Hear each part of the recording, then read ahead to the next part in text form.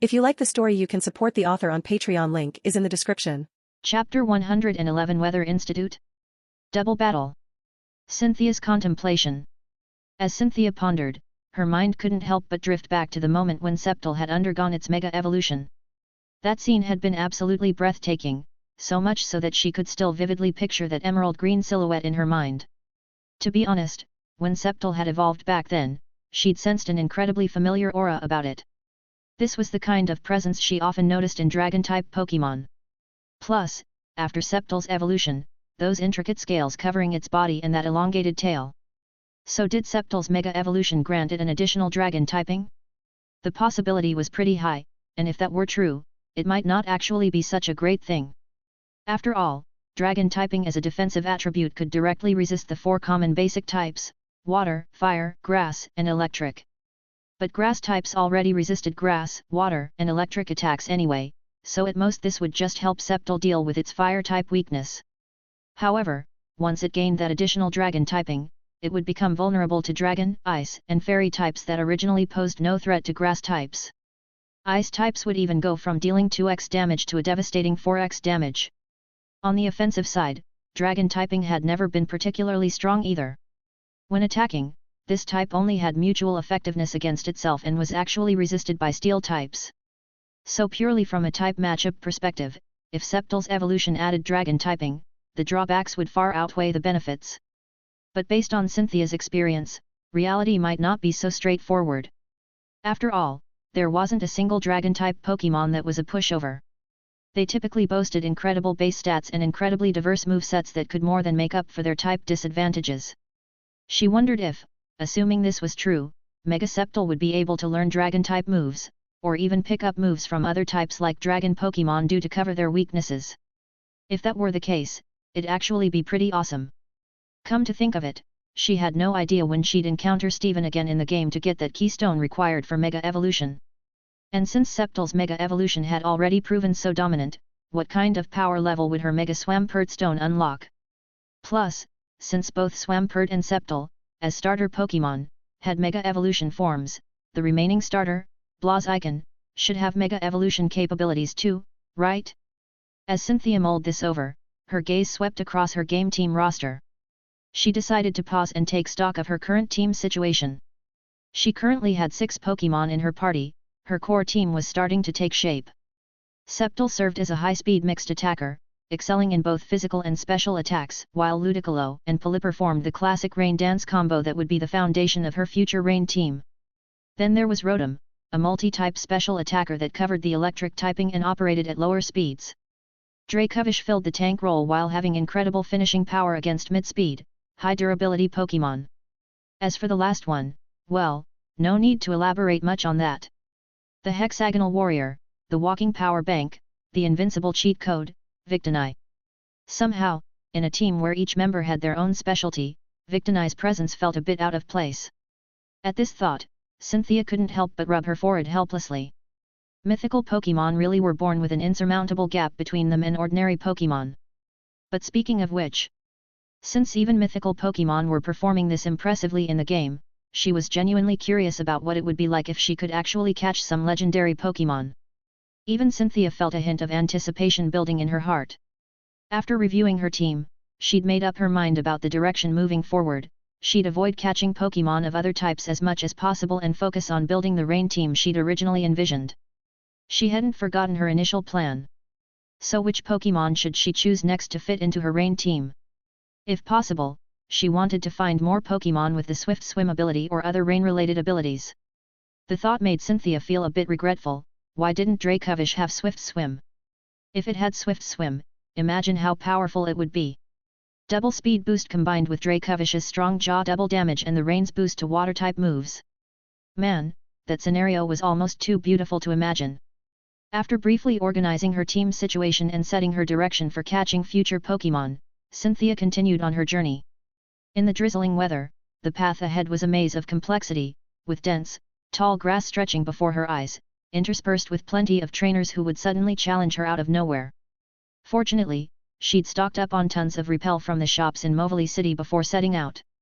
Otherwise, all the wild Pokémon popping out of the tall grass along the way would have made progress nearly impossible. After this experience, Cynthia silently swore to herself that once she had the money, she'd definitely max out her repel supply at 999. Only then would she feel secure when traveling through wild areas like this. Oh, and those revival herbs from before, if only she could get more of those, that would be amazing. At this thought, Cynthia suddenly froze. Right. If rare candy could exist in reality, then items like repel and revival herb might also be introduced into the real world by this game, right? For a trainer of her caliber, these two items might not be particularly useful. But for those trainers who regularly ventured into dangerous wild areas or even secret realms, either of these items would be absolute lifesavers. Though currently, it seemed like repel only worked to avoid wild Pokémon with lower levels than your own. But this was just an early game shop item after all, maybe later there'd be spray items that could repel Pokémon of any level. Cynthia couldn't help but feel a bit of anticipation for the coming weekend. She wondered just how extensive this reward upgrade the game mentioned would be. While pondering next week's game rewards, after spending nearly 20 minutes, Cynthia had successfully made it through all the tall grass. However, the sky around her hadn't cleared up at all, instead, it had grown even more overcast, and the background music in the game had taken on a more ominous tone. Seeing this scene before her, Cynthia immediately realized what was happening. Based on her experience, some kind of story event was probably about to trigger. Sure enough, the next moment, a massive building appeared directly in front of her. The structure stood 3 to 4 stories tall, with several huge antenna transceivers mounted on its roof and sides, along with various specialized machines whose purposes Cynthia couldn't even guess. At the top of this building was a large red and white Pokeball logo, clearly marking this as an Alliance facility similar to a research institute. Looking at the building before her, Cynthia somehow felt it looked familiar, as if she'd seen this structure somewhere in her real world. But just as she was contemplating this, she suddenly noticed a suspension bridge on the building's right side, apparently the only route toward Verdanturf City. However, at this moment, dozens of people in dark blue uniforms were stationed in formation on the other end of the bridge, blocking the path completely. The instant she saw this group, Cynthia's brow furrowed. Because she'd seen these uniforms before, at the Oceanic Museum in Slateport City, these people were clearly Team Aqua members. Why were they here? Back at Meteor Falls, Team Aqua's leader Archie had made a brief appearance, warning her to think carefully about where she stood before chasing after the Team Magma members. But at the Volcano Summit scene, Cynthia definitely hadn't seen Archie, meaning he'd probably used that chaos as cover to do something else. Could it be related to this massive building in front of her? The more Cynthia thought about it, the more likely this seemed. She moved her character toward the bridge, and sure enough, several Team Aqua members immediately surrounded her and pushed her back. Boss told us. This area's under lockdown. No one passes through. One Team Aqua NPC declared. Another added. Until all operations at the Weather Institute are complete, we won't let anyone through here. Reading the prompt before her, Cynthia's attention was immediately drawn to one particular phrase. Weather Institute? She finally realized why that building had looked familiar when she first saw it, because the League had established many such research institutes in every region around the world. On the surface, these institutions were meant to monitor and track weather changes and natural climate variations worldwide. But in reality, these facilities also monitored abnormal energy fluctuations within thousands of kilometers, tracked the real-time appearance and disappearance of secret realms, and handled various other anomalous incidents. During her previous missions, Cynthia had frequently dealt with members of these weather institutes to gather intelligence. But actually going inside one of these facilities, she'd never done that before. She'd only seen a few photos related to them. So, assuming this so-called weather institute in the game was the same as those in the real world, what was Team Aqua doing attacking a place like this? Cynthia couldn't help but feel deeply puzzled. Their theft of those advanced submarine blueprints from the museum had already struck her as bizarre. Now they were coming to a place like this, making Team Aqua leader Archie's intentions even more incomprehensible to her. But regardless, since this appeared to be an unskippable story segment, she'd go see what the heck Team Aqua was up to. Opening her bag, Cynthia used a potion to restore her team's condition a bit, and set Victini as her lead Pokémon before directing her character straight into the Weather Institute. Contrary to her expectations, she didn't see any Team Aqua members on the first floor. Instead, she spotted 3 trembling people in white lab coats huddled in the left corner, they appeared to be researchers from the Weather Institute. Seeing Cynthia's arrival, a red exclamation mark appeared above one woman's head as she hurried forward. "Are you, a league trainer? Please, I'm begging you to help us." A large group suddenly burst in and sealed off the top floor of the lab, trapping our director. "It's been a while now. We don't know what's happened to the director. Please save him. As payment, if you can help us rescue the director, you can take anything from our research storage." Faced with the woman's request, Cynthia naturally pressed the interaction key without hesitation, choosing to accept. The woman's face immediately lit up with excitement. "That's wonderful. Here's the key to the Institute's secret passage. Go up the stairs on the left side, it should help you avoid those people. Please be careful." Along with her words, a light blue key icon and a line of text appeared before Cynthia. "Congratulations! You obtained the special item Weather Institute access key." Without any delay, she followed the woman's directions, used the key to open the hidden staircase on the left, and headed straight up, quickly reaching the Institute's top floor. When Cynthia pushed open the door to enter the top floor, 2 Team Aqua members immediately noticed her, one on each side, and surrounded her to issue a challenge. "Where'd this little brat come from? This isn't a place for you. Anyone who dares interfere with Team Aqua's operations has only one fate." As countless Pokeballs flashed across the screen and stirring music began to play, Cynthia entered the familiar battle interface. However, unlike all her previous battles, when this match began, the 2 opponents each sent out a Tentacruel and a Sharpedo, respectively, with both appearing on the battlefield simultaneously. Cynthia immediately realized what was happening. This was a double battle.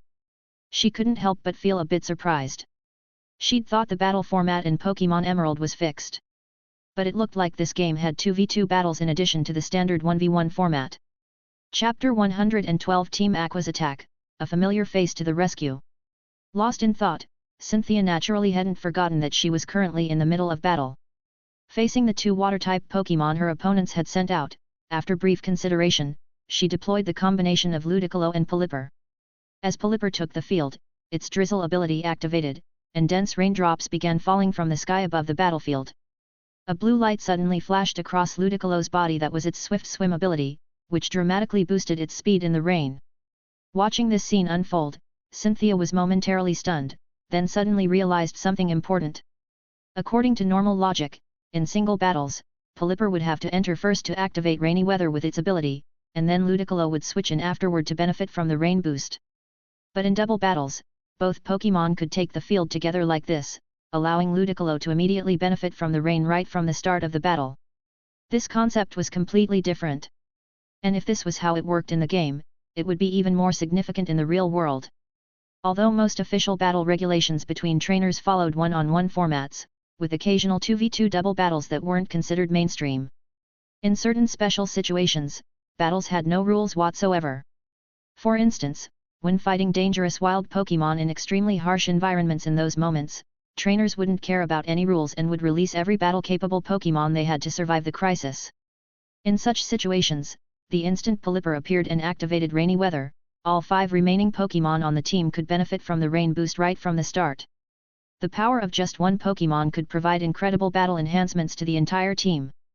This possibility represented the upper limit of what their group of Elite Four members and champions had been discussing: the potential of weather teams. Pelipper's rain ability made Cynthia even more determined to test this concept.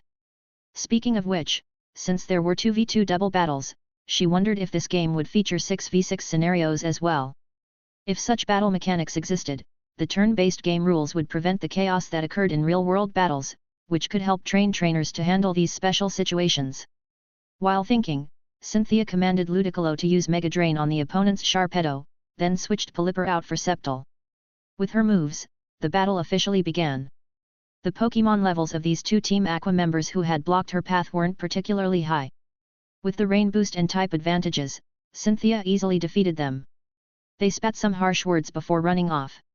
Only then did Cynthia notice that the top floor of the research facility she'd reached through the secret passage was quite spacious, filled with numerous desks, chairs, and laboratory equipment. But the place was now completely empty, with debris scattered across the floor. Clearly Team Aqua's attack had forced all the researchers to evacuate. Following the trail of destruction deeper into the top floor, Cynthia encountered more Team Aqua members along the way. Like the previous 2, they challenged her directly. However, their strength was similarly weak, and their Pokémon were all water types without exception, easily handled by the two grass types on Cynthia's team. Throughout the entire series of battles, aside from the PP power points of her grass types moves, their HP bars hadn't dropped at all. This was the importance of sustainability that Cynthia had considered with Mega Drain against those water-type Pokémon. Mega Drain's power with type effectiveness could achieve one-hit knockouts, allowing both Pokémon to convert the massive damage dealt into health recovery, keeping them at full strength at all times. After several battles, Cynthia had grown lazy about sending out Pelipper to activate rainy weather, simply letting her two grass types drain their opponents dry. Within just a few minutes, Cynthia had successfully cleared out all Team Aqua members on the 4th floor, finally arriving at the entrance to the central control room. This appeared to be the most crucial research area within the entire facility, where all the data was stored. Standing before the entrance was a blue-haired woman wearing a bandana. Her demeanor clearly set her apart from the other Team Aqua members. Seeing Cynthia's arrival, a blue exclamation mark immediately appeared above her head, and without any dialogue, she entered the battle interface directly.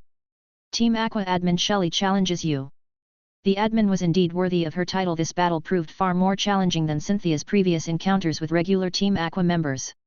This woman's Pokémon weren't simply pure water types like before, but were strategically chosen for coverage. For example, Walrein with its water and ice typing, and Masquerain with water and bug typing both could deal effective damage to the two grass types on Cynthia's team.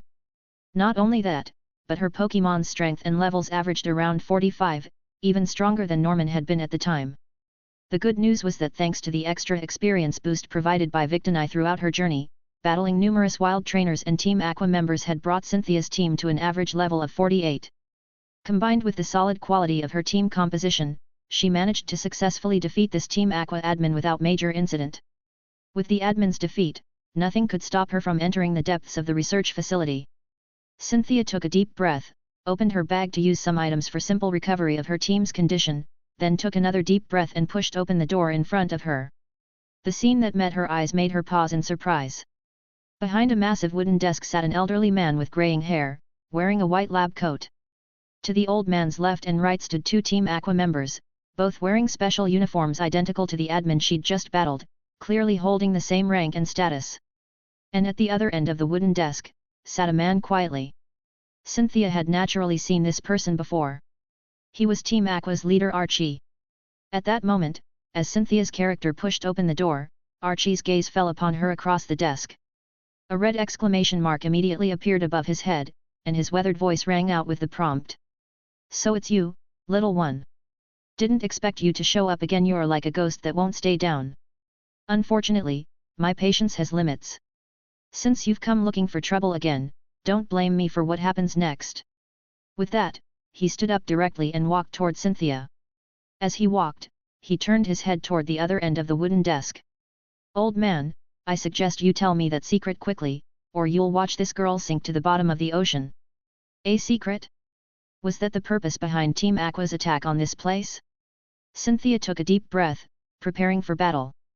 But at that moment, she suddenly realized a problem. He was Team Aqua's leader after all, which meant he should be at least a champion-level trainer.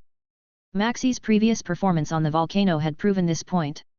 Her character's current strength had no chance of resistance against Archie. So how was she supposed to fight? But at this critical moment, just as Archie reached Cynthia, the white-haired old man in the researcher's coat behind the desk suddenly shouted. "Stop! I'll tell you. Don't hurt her. What you want is in the third hidden compartment of the left cabinet." At these words, Archie immediately stopped in his tracks, giving one of his two guards a meaningful look. The guard quickly stepped forward to the nearby cabinet and indeed found a black USB drive in a hidden compartment. He inserted it into the computer on the desk, carefully checked it, nodded to Archie, then pulled out the USB drive, placed it in a bag, and handed it over. Archie took the USB drive from his guard's hands, his eyes blazing with overwhelming excitement. He gave Cynthia a deep look, then turned and strode away, raising one hand and bringing it down sharply. The next instant, the two Team Aqua admins on either side of the long table immediately surrounded her from left and right. The change in the situation made Cynthia frown slightly. Although the most threatening presence, Archie, had left, careful observation of these two admins' uniforms revealed subtle differences from the one who had blocked her at the entrance. Perhaps their rank and status were even higher. Correspondingly, their strength would be even greater. So with her team's current power, she really wasn't confident she could handle both Team Aqua admins simultaneously. Fortunately, she had Victini as her trump card. The double type effectiveness bonus for each Pokémon should help her get through this crisis.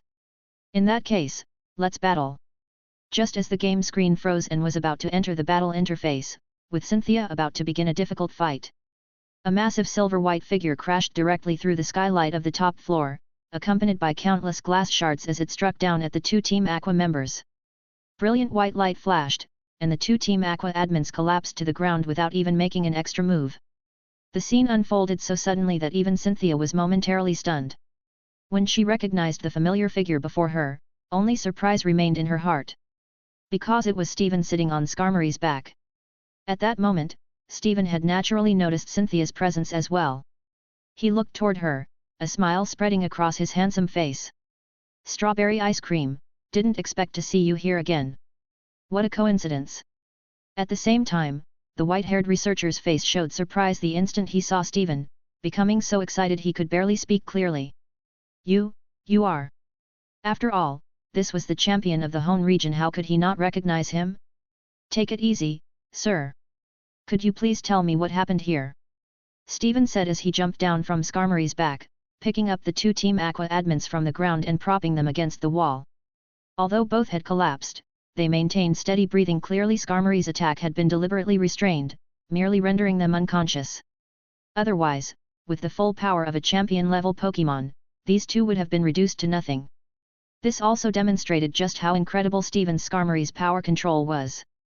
Stephen skillfully pulled handcuffs from his waist, cuffing their hands behind their backs before standing up and turning toward Cynthia. "Perhaps. Strawberry ice cream, it might be easier for me to understand if you explain. I'd appreciate it." After a brief screen blackout, a line of text appeared before Cynthia. "Through your description, Stephen has temporarily understood the situation. So you're saying Team Aqua made such a big show of force, deploying 3 admins and even having their leader personally involved, just to send people in to steal a USB drive?" His face showed some confusion as he turned to look at the old man. "Sir, may I ask what files were stored on that USB drive?" The elderly man seemed to have recovered from his excited state, his face now showing some bewilderment. "They came in demanding the weather monitoring data from our entire research facility for the past month. Although I don't understand what they want to use it for, I figured it couldn't be anything good, so I held out and didn't give it to them. But they still managed to take it just now." Stephen nodded. "Understandable. You were trying to save this child. I would have made the same choice." Then he followed up with another question. "Please think carefully. Did they take anything else?" The old man immediately shook his head. "I don't think so, they came straight for me after entering." At this point, Stephen's face also showed a thoughtful expression as he pondered and muttered to himself. "Strange, Hone region weather monitoring data, what does Archie want with that?" At that moment, the air seemed to freeze, falling into complete silence. And joining him in thought was Cynthia in front of the computer screen. Stealing weather monitoring data? And the submarine blueprints from before? What exactly was Team Aqua planning? Chapter 113 The Research Institute's Reward and the Rivals Challenge returns. Cynthia couldn't help but recall the first time she encountered Archie in the game. This guy seemed to come right out and brazenly reveal his ultimate plan without any reservations. He said he wanted the ocean to swallow the entire land, turn the whole world into a vast sea, and forge a completely new world. To be honest, even Cynthia found such a plan and goal somewhat mind-boggling, because it didn't seem like something a normal person would attempt, let alone something that could possibly be achieved. But if this was a plan proposed by the leader of Hone's largest criminal organization, then she had to take it seriously. Because she knew that people like this, even with just a 1% chance of success, would give their all to achieve their goals. From this, she could deduce that everything Team Aqua was doing now was probably all for realizing this plan. So, the submarine from before could still be connected to the ocean somehow. After all, only by building such an advanced submarine could they freely conduct normal exploration in the ocean's depths. Perhaps somewhere on the ocean floor, there was something Team Aqua was searching for. But now, this weather data, what connection could it have with their plan? In her memory, Hone's ocean had remained quite calm for nearly a century, not even a single storm, making it the region with the best ocean weather conditions among the 4 regions. As for tsunamis and other hazardous natural disasters, needless to say, there haven't been any reports of such things for hundreds of years. So the ocean data provided by the Weather Institute shouldn't be of much use. Just then, Cynthia suddenly realized something. Her understanding of Hoen's ocean weather conditions was based on the real world. The situation in the game might not be the same as what she knew. She immediately pressed the interaction key, breaking the silence in the game room, and spoke to the elderly man. "Sir, has there been any unusual activity in Hoen's ocean recently?" As soon as she said this, a black question mark appeared above the elderly man's head. He immediately shook his head and answered Cynthia's question. "Ocean anomalies? As far as I know, there haven't been any such incidents. Recently, the ocean areas around Hoenn have been very calm, which is reassuring." "What's wrong, young lady? Why are you suddenly asking me this question?" The elder's response made Cynthia freeze in front of the screen. It seemed that the ocean conditions in Hoenn within the game were the same as what she understood. Could she have guessed wrong? Maybe Team Aqua wasn't after ocean weather data? While she was pondering, Steven stepped forward and patted the elder's shoulder. "Sorry, I'm late. I couldn't help you protect that data." The elder sighed and shook his head. "It's all right. Our institute naturally has backups of that data. I'm just worried that those Team Aqua people will use this information for inappropriate purposes. I just hope what happens next won't be too terrible." Then Steven's gaze fell on Cynthia again. "So, strawberry ice cream, you discovered someone attacking the institute and stepped up to help? I really didn't misjudge you. You're a brave and justice-minded kid. But next time you encounter this kind of situation, I hope you'll think it through more and put your own safety first. After all, situations like what just happened are really quite dangerous." As he spoke, he seemed to remember something and took out a small box from his person. "Oh, right, your father asked me to give this to you. I was just getting ready, but I didn't expect to see you again so soon." An item icon appeared before Cynthia's eyes, a small, spiral-shaped stone block radiating 7-colored light. A prompt also popped up, "Ding! Congratulations, player has obtained special item, Mega Keystone. Description: essential item for Pokémon Mega Evolution, excellent quality." The moment she saw this item, even Cynthia felt her heart skip a beat. On the way to the Research Institute, she had been wondering when she'd be able to get this essential item for Mega Evolution. She never expected happiness to come so suddenly. At the same time, the chat in the live stream completely shifted from discussing Team Aqua's attack to focusing on this gifted keystone. More precisely, they focused on Steven. "Holy crap, Boss Steven is really generous. Last time he met the streamer, he gave her a top-quality leaf stone, and now he's giving her a keystone. I'm starting to wonder if these things are worthless and just handed out randomly. That's nothing. Don't you understand the value of being Devon Corporation's one and only heir? I'm from Kanto. Are there any Hoenn viewers who can confirm whether Steven really is this generous? Hey there, I'm from Hoenn, and I can confirm that at Steven's fan meets, he has people specifically throw evolution stones to fans by the truckload. But they stopped after someone got hit once. GG, dude, could you change your IP address before saying that? Aren't you currently in Paldea? Can't a guy be traveling?" Compared to the keystone, Steven's generosity clearly interested the audience more. Meanwhile, in the game, after Steven handed the keystone to Cynthia, he spoke in a serious tone. "Mega Evolution is an extremely powerful force, but its core is the bond between you and your Pokémon. I heard from Norman that you already have the corresponding Mega Stone for your Pokémon, but don't be impatient. When you first try Mega Evolution, it's normal to fail. Generally speaking, it takes at least 10 days to half a month of training to master it. I look forward to the day you master this power." However, just as he finished speaking, the moment Cynthia received the Mega Stone, Septal, who had been protecting her from Archie, suddenly burst with 7-colored light. In the flashing light, Septal successfully Mega evolved once again. A huge red question mark slowly floated above Steven's head in the game. At the same time, the chat in Cynthia's livestream exploded again. LOL. Norman obviously didn't tell him that the streamer had already successfully Mega evolved before. Now look, poor Steven is completely stunned. Of course not. If you tried to use Mega Evolution to properly educate your daughter in a gym battle, but ended up getting beaten up by your daughter instead, would you go around telling people about it? That makes sense, you're absolutely right. This is the streamer's pure love for Pokémon. What bonds, what difficulties? I don't understand any of that. As the chat flew by rapidly, the normal story progression in the game continued after this brief interlude. After giving Cynthia the keystone, Steven asked the old director some questions about Team Aqua's attack, then quickly left the institute on his Skarmory, saying he wanted to see if he could still find those Team Aqua members and report the specific details of this attack to the League. As for Cynthia, her intervention naturally earned the gratitude of the museum director and researchers. According to the previous agreement between her and the researcher brought her to a small room and showed her all the item storage within the Weather Institute. These items were all quite valuable, things Cynthia had never seen in previous gameplay. For example, a set of 10 nest balls that could greatly increase the capture rate of water and bug-type Pokémon. Or the Mystic Water, a held item that could directly increase water-type Pokémon's move power by 30%. And even a mysterious scale whose specific use wasn't described in the game, but clearly wasn't an ordinary item. Among all these various items, Cynthia was genuinely hesitant. The nest balls would provide great convenience when capturing water-type Pokémon to build a rain team later, and the Mystic Water would significantly boost the water-type moves of Pelipper or Ludicolo. However, after careful consideration, she ultimately decided to choose the mysterious scale.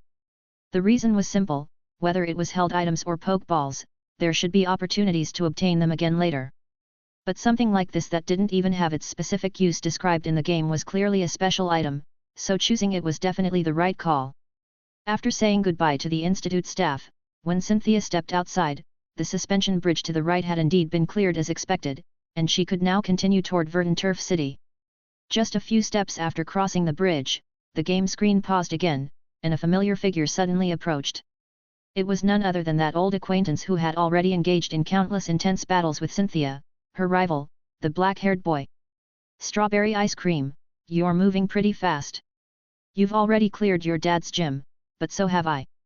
Since we've met, how about a battle? Let me show you the growth of me and my Pokémon." Accompanied by the rival's words, countless Pokeballs flashed across the screen, and the game directly entered battle mode. In Cynthia's livestream chat, the messages at this moment all turned into cheerful laughter. If previously every encounter with her rival meant Cynthia would face a tough battle ahead, the situation was now completely different. "Cynthia, let him witness Victinize double attribute cheat-like enhancement and teach this kid a proper lesson. Go for it. Just have Sceptile Mega Evolve, then use Victinize double enhancement to sweep through everything.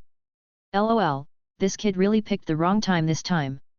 The streamer is now in her complete form. What rival Pokémon?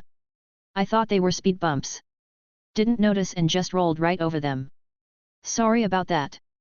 According to the in-game rules, in official battles, Cynthia couldn't use Victinize Victory Star ability to enhance her own Pokémon.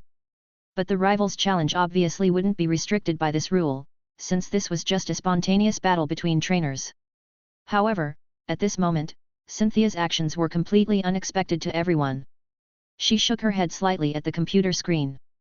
"I don't plan to use Victinize power in this battle, or Mega Evolution either. Because I consider him a respectable opponent, and I want to have a fair duel with him." Cynthia's words made the livestream chat suddenly go quiet, and after just a few seconds, it started scrolling rapidly again. "Class. You see that? That's what you call class. No wonder Cynthia could become champion. You can tell she takes every valuable battle seriously, even in games. I learned something. Yeah, if she just Mega Evolved and used Victinize ability to steamroll through, this battle really wouldn't have much meaning." After responding to the chat, Cynthia turned her attention back to the battle at hand, sending out Pelipper as her lead Pokémon. Her rival opponent sent out a Magnezone as his lead. From a type perspective, this was undoubtedly a disadvantageous start, as Pelipper was 4x weak to Electric. However, for Cynthia, having Pelipper set up Rain Weather the moment it entered was already enough. It didn't need to battle and could switch freely, so this was still acceptable. And there was only one choice left among her team members that had an advantage against Magnezone. She directly and unhesitatingly chose to switch Victini into battle. Just as her rival had said, during the time they'd been apart, he had indeed grown considerably. Not only had all his Pokémon reached around level 48, but the number of his Pokémon had also greatly increased, reaching a full team of 6. However, Cynthia's team configuration was already quite solid even without using Mega Evolution and Victinize ability. Under Cynthia's command and perfect operational decisions, after a hard-fought battle, the rival's final Pokémon, his ace Blaziken, also fell to Pelipper's surf attack, marking the end of this battle. You've gotten pretty strong, too. But the next time we meet, I promise I won't lose again. Here, take this. It can detect hidden rewards around you. Make sure to use it well, you'll discover quite a few good things. After dropping these 2 lines, the rival handed Cynthia an item and quickly walked away, disappearing from sight. A prompt appeared before Cynthia's eyes. Congratulations, the item dowsing machine, aka item finder, has been placed in your bag. Chapter 114, No way it's such a coincidence, right? The information for this item had already refreshed before Cynthia's eyes. Special item dowsing machine, when activated in your bag, this item helps you see hidden rewards in the surrounding area. Hidden rewards? Cynthia raised an eyebrow, then quickly caught on. Right, in this game, there were indeed Pokeball-looking things scattered around the roadside. You could press the interact button to get different item rewards. And besides these Pokeball rewards scattered throughout the wild areas and cities, there seemed to be some rewards that were hidden.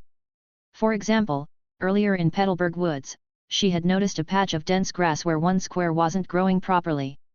Out of curiosity, she pressed the interact button on it and got a reward directly. Cynthia hadn't quite realized what was happening at the time, but now it seemed like that was probably one of the hidden rewards this machine was referring to. With that thought, Cynthia opened her bag and activated the item. With a rumbling sound, the screen flickered, and a notification popped up. The dowsing machine is reacting. There seems to be something special hidden in this area. Cynthia was immediately surprised and carefully searched around, but couldn't find any obvious places where hidden items might be located. With no other choice, she resorted to the most basic and simple method, pressing the interact button on every single spot in this area to try them out. Her persistence paid off. After a minute, when she pressed the interact button on an unremarkable large tree on the far left, the game finally responded. Congratulations! You found a technical machine trademark, Trick Room. Trick Room, when used, opens a special space on the battlefield that reverses the original speed order of Pokémon attacks. Slower Pokémon will attack first instead, lasting for 5 turns. As soon as this notification appeared, not only was Cynthia stunned, but the viewers in the live stream exploded too. Holy crap, Golden Legend! Trick Room appeared. Here we go, here we go. An even more broken skill than Tailwind finally showed up. Could this thing have been intentionally left by her rival as a demonstration for Cynthia? If so, that's one heck of a gift. Although there weren't really any professional trainers in the live stream, and everyone didn't know that much about trainer-related matters, Trick Room was a well-known special move. The reason was simple: at one World League Championship, Psychic-type champion Caitlin had demonstrated Trick Room's power, using this move to turn defeat into victory from an extremely disadvantageous position. This brought the move into everyone's spotlight and sparked countless trainers to compete in learning it. After all, this move could reverse all Pokémon's speed advantages. For trainers whose teams were slow and focused on going second, this was practically a game-changing skill that could turn defense into offense. However, everyone gradually discovered that the difficulty of learning Trick Room didn't seem any less than other advanced skills, and might even be higher. Getting a Pokémon to expand Trick Room's field to cover the entire battlefield wasn't easy, even for powerful Psychic-type Pokémon, let alone other types. Cynthia naturally knew this point even more clearly. After all, the villa she currently lived in was rented to her by Caitlin, and their relationship was quite good. It's just that Caitlin had been busy with other things recently, so they hadn't been in contact. But that didn't mean she wasn't aware of how difficult Trick Room was to learn. She had once tried to have her Spiritomb master this skill, but it ultimately ended in failure. This might also be related to Spiritomb not being a Psychic-type Pokémon. Plus, the Pokémon in Cynthia's team weren't particularly slow, so they didn't really match well with Trick Room. That's why Cynthia had given up on learning and mastering this skill. But now in the game, this hidden item reward could directly let any Pokémon in her team learn Trick Room, just like those previous skill moves. This also reminded Cynthia of something: since those items could exist in reality, wouldn't these technical machines, if they appeared in the real world, be able to let a Pokémon directly learn extremely difficult to master skills like Trick Room? Back to the game. Currently, none of the Pokémon in Cynthia's team seemed to be at an extreme speed disadvantage. Whether it was Victini, Sceptile, or Ludicolo, they were all Pokémon with speed advantages. Not to mention that if Ludicolo could benefit from its ability's double speed boost, it would already be the fastest sweeper on the team. But correspondingly, Pelipper, Dracovish, and Rotom all had their speed base stats stuck in a mediocre position. If she could get a Pokémon to learn Trick Room, perhaps she could change the turn order in certain specific situations, giving these three normally slower Pokémon the chance to attack first. And speaking of priority attacks, she couldn't help but mention Dracovish's move, Fishious Rend. Cynthia couldn't help but start building a whole new strategy in her mind. Although her team was currently developing in the direction of a rain team, if she had Trick Room, Dracovish could potentially become a system all on its own. For example, when the opponent's 6 Pokémon were all speed-oriented types, as long as one Pokémon activated Trick Room, Dracovish would get 5 consecutive turns to attack over the next 5 rounds. And Pokémon that specialized in speed usually didn't perform particularly well in terms of durability. They simply couldn't withstand Dracovish's double damage Fishious Rend. Even with their frail bodies, even if they resisted this move type-wise, they'd still get one shot. Cynthia had actually thought about this when she first caught Dracovish, but she hadn't expected Trick Room to come so quickly. And to implement this strategy, she only needed one Pokémon on her team to master this skill. After brief consideration, she opened the technical machine interface and selected Trick Room, but discovered something that made her feel a bit awkward. Only one Pokémon on her team could actually learn Trick Room. And that was Victini. Having the team's strongest overall Pokémon learn a support-type move. Honestly, Cynthia felt like something was a bit off about that. But thinking about it more carefully, wasn't Victini's Victory Star ability already the team's most powerful support skill? Having it learn one more support move like Trick Room didn't seem like a big deal. After learning Trick Room, Cynthia activated the dowsing machine in her bag again. This time, there wasn't the same reward notification as before. The machine had no reaction, indicating that the hidden items in this area had already been found by Cynthia, that Trick Room trademark from earlier. So Cynthia closed the bag interface. Too bad she had only gotten this machine now. If she had used this thing periodically throughout her journey, she probably could have discovered quite a few hidden items. She had no idea what she'd missed along the way. If every item were high-quality stuff like Trick Room, she'd even consider starting over from Little Root Town and exploring the entire route again. For now, she'd see what rewards this item could find going forward. After mentally reminding herself not to forget to use this thing from now on, Cynthia set off again. That battle with her rival had actually given her a special sense of achievement when it ended. Not long ago, when she first commanded Trico against her rival's Torchic, it had been quite difficult. She'd failed several times in a row, and later encounters with her rival had basically been one-sided suppression. But now she could defeat them head-on in direct battle. This was enough to prove her growth alongside her Pokémon throughout this journey. And this feeling was naturally quite good. Since becoming champion, she hadn't experienced this familiar joy in a long time. Meanwhile, the livestream chat was discussing the reward machine. They just hand out Trick Room like that? I gotta say this game's rewards are really generous. Not only free weekly leaderboard rewards, but you can pick up tons of items on the roadside, plus hidden events give rewards too. What game is this, generous? Exactly. Didn't people complain that 288 about $40 was expensive? I ask you, if you spend 288 in other games, can you get this much stuff?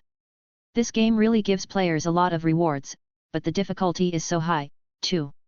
I can't imagine how fun it would be if they released an easy difficulty version. Yeah, if this game's difficulty was a bit lower, wouldn't it just be pure power trip gaming? I could pull all-nighters for 3 days straight and make it to the Champions Road. You guys above should buy the game first before talking. Having such a high-quality game to play is already great, and you're still being picky with demands, haha. While the chat was in a heated discussion, Cynthia was already preparing to continue toward Fortree City. Since the research facility incident was now resolved and she'd experienced a rival battle, according to her intuition, she should be close to Fortree City. Sure enough, when she opened the map, she discovered her destination wasn't far ahead. Cynthia couldn't help but think, the Flying-type gym was undoubtedly Rotom's time to shine, and Flying-type Pokémon were generally quite fast. In that case, perhaps the Trick Room she'd just obtained could come in handy right away. But just as Cynthia was about to continue her journey, something unexpected happened. Her phone suddenly rang on the desk, interrupting her gameplay. Cynthia couldn't help but stop what she was doing and look toward her phone. As a champion, even with the league's confidentiality measures, her phone number inevitably got leaked sometimes. So she had set her phone to only allow calls from people she knew. Once a call came through, it usually meant something new had happened on the league's end. She just hoped it wasn't anything major. Lost in thought, Cynthia picked up her phone and looked at the screen. When she saw the caller's name clearly, she couldn't help but breathe a sigh of relief. The call was from someone named Sayaka. Cynthia naturally knew this person. She was a member of the league's archaeological research team, a squad leader with some reputation. The reason Cynthia knew her was because they had worked together on a previous archaeological expedition. Sayaka greatly admired Cynthia's archaeological abilities, and naturally, they had exchanged contact information. While thinking, Cynthia had already answered the call. An urgent female voice came through from the other end, sounding extremely excited.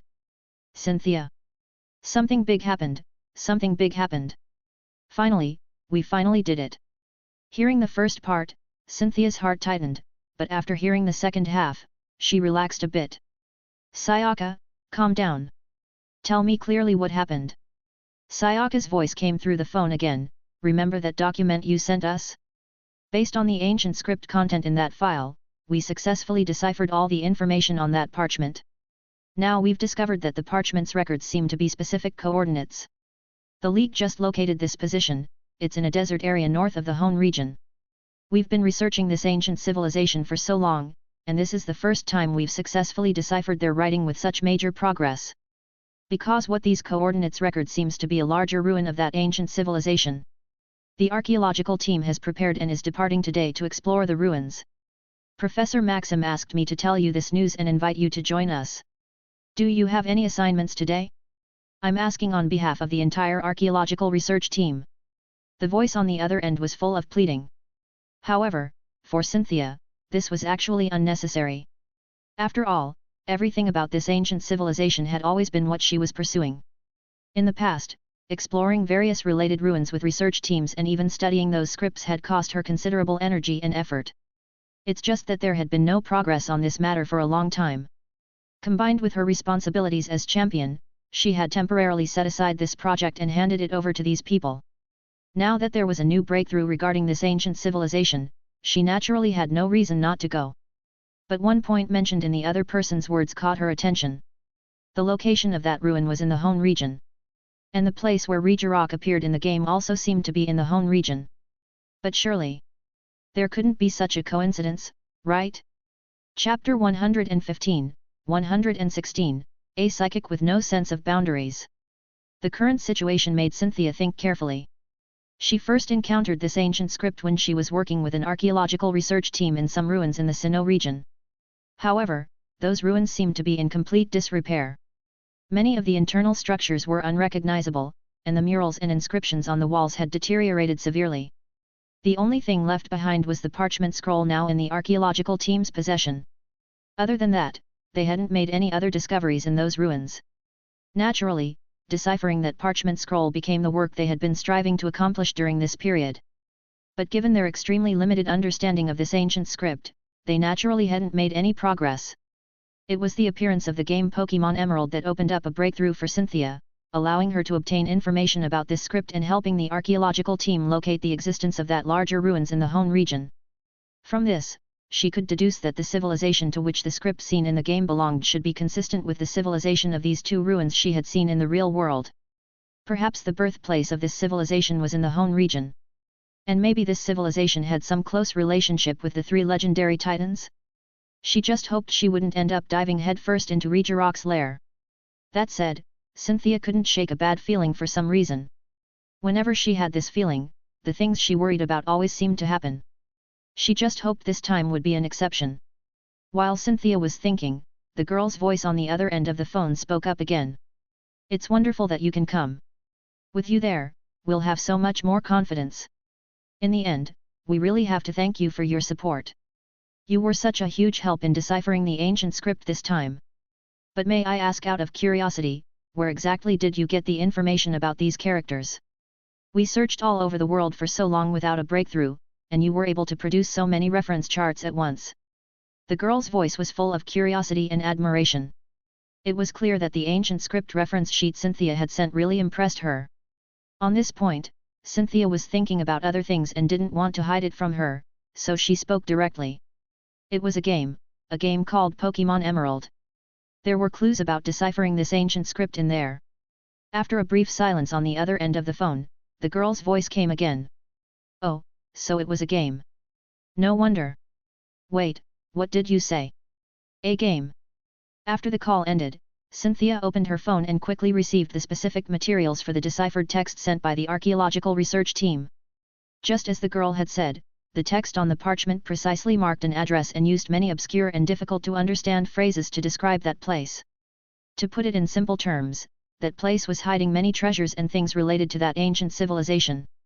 No wonder the archaeological research team was ready to organize an expedition the very day they deciphered this text. The description was indeed quite tempting for them. Under normal circumstances, exploring ruins like this wouldn't be particularly difficult. After all, they had existed for thousands of years and were generally hidden extremely well, located in rather desolate places with few resources around, so there wouldn't be many wild Pokémon appearing. The League also valued these archaeological research talents quite highly, so they equipped the research team with quite a few trainers as their security guarantee.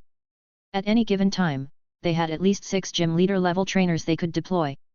Under normal circumstances, this would definitely be sufficient, but this ruin exploration was of great importance, which is why they specifically invited Cynthia to join.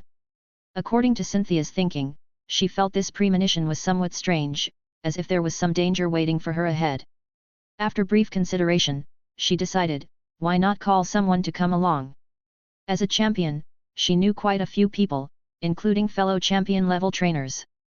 If she was going to the Hone region, logically the person she should contact most would be Steven, but Steven seemed to have gone out looking for stones again during this period and was completely unreachable. Cynthia was already used to this. If she excluded most options, the Hone region did indeed have another champion she could invite, Wallace. However, she hadn't spent much time with him, and their relationship wasn't particularly deep. It seemed inappropriate to suddenly invite him to come along. In that case, why not just ask Lance instead? Recalling her conversation with Lance 2 days ago, she now felt, it might be better to have Lance come over. She could also exchange thoughts with him about her new discoveries in Pokémon Emerald over the past 2 days and her views on the game, and ask if he had found any other unusual game content. But just as Cynthia picked up her phone to contact Lance, her phone suddenly rang again. This time, the contact name that appeared on the screen made Cynthia pause once more. It clearly read, Caitlin. To be honest, for Cynthia, this was actually a very special person. Like herself, she was also a trainer from the Sinnoh region, and although she didn't have the title of champion, she possessed champion-level strength. Moreover, Caitlin was the youngest champion in the entire world. However, the reason she could possess such strength at such a young age wasn't because of her exceptional achievements and talent as a trainer, but rather because she herself was a powerful psychic. Her Pokémon were basically all psychic types. Relying on the vast psychic power within her body, her strength progressed at breakneck speed, quickly reaching champion level. Speaking of their relationship, Cynthia had accidentally met this girl 2 years ago during a League-assigned mission. The two got along well and quickly became good friends. Even the villa she currently lived in was rented to her by Caitlin. Honestly, looking at it now, inviting Caitlin seemed like a good choice. However, a bitter smile appeared on Cynthia's face. Because the reality wasn't entirely like that. Caitlin was indeed an extremely powerful force, but this force was also quite unstable. When she was 3 years old, her parents discovered she possessed an incredibly amazing psychic talent. She could even make an entire house levitate with a wave of her hand. At the time, this caused quite a sensation across a significant area of the Hone region. Everyone called her a genius in psychic abilities, and the news even reached the League. But then one day, while Caitlin was crying, she nearly completely overturned the manor house. From then on, her parents realized that this extraordinary talent was completely a double-edged sword for her. Before she could fully control this powerful force, once she entered an uncontrolled state, this strong psychic power would cause indiscriminate destruction to everything around her. From that day forward, her parents subjected her to extremely strict control, working with the League to find ways to suppress the psychic power within her body, avoiding contact with other people as much as possible. After living like this for over 10 years, Caitlin was finally able to see the light of day again and barely gained control over her psychic abilities. However, under normal circumstances, she still had to avoid major emotional fluctuations. Otherwise, if the psychic power within her went out of control again, the consequences would probably be even more severe than her childhood rampage. Her Pokémon were basically all psychic types. They hadn't undergone particularly rigorous training in their daily lives, but had gained tremendous strength entirely due to the powerful psychic energy that Caitlin passively radiated. But if it really came to a fight, that would be 6 genuine champion-level Pokémon plus 1 humanoid, self-mobile champion-level psychic type, definitely not to be underestimated.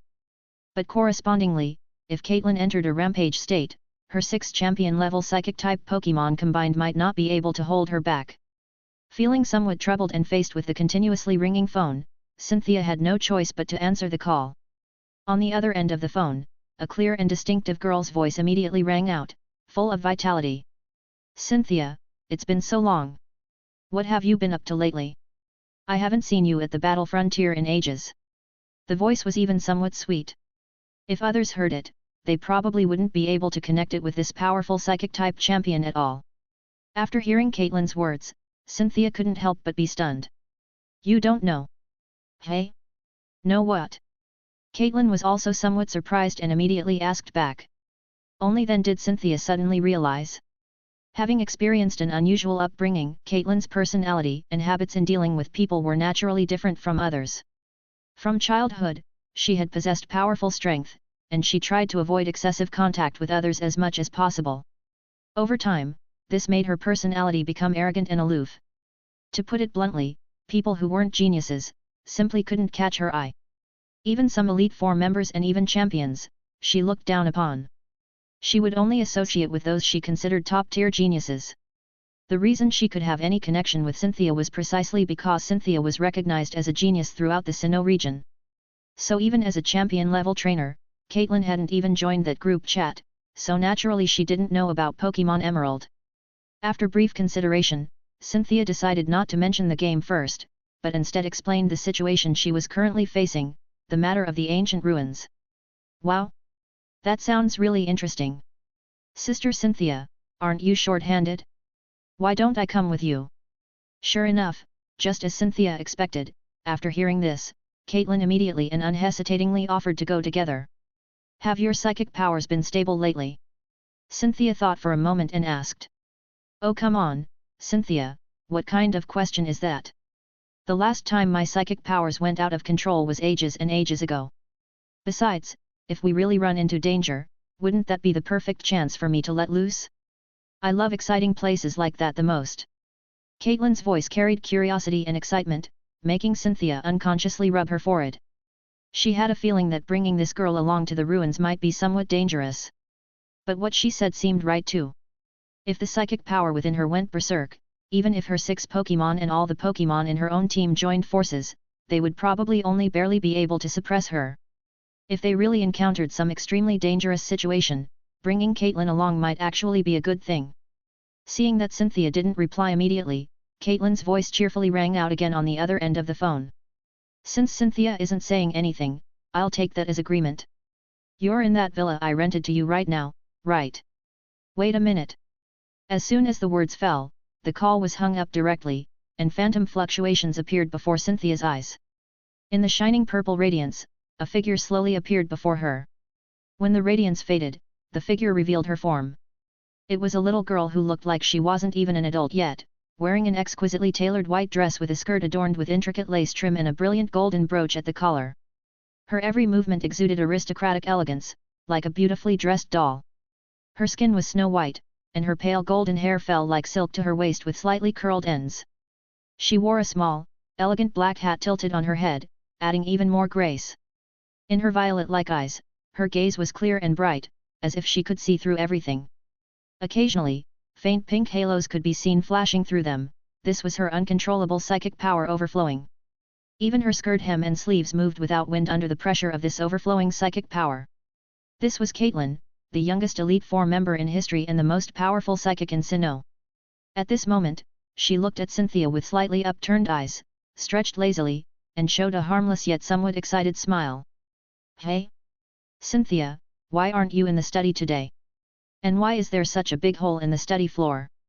Don't tell me some Team Magma people broke into your house. Tell me all about it."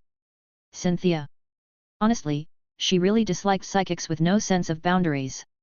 Chapter 116, Caitlyn's Participation, Ancient Ruins.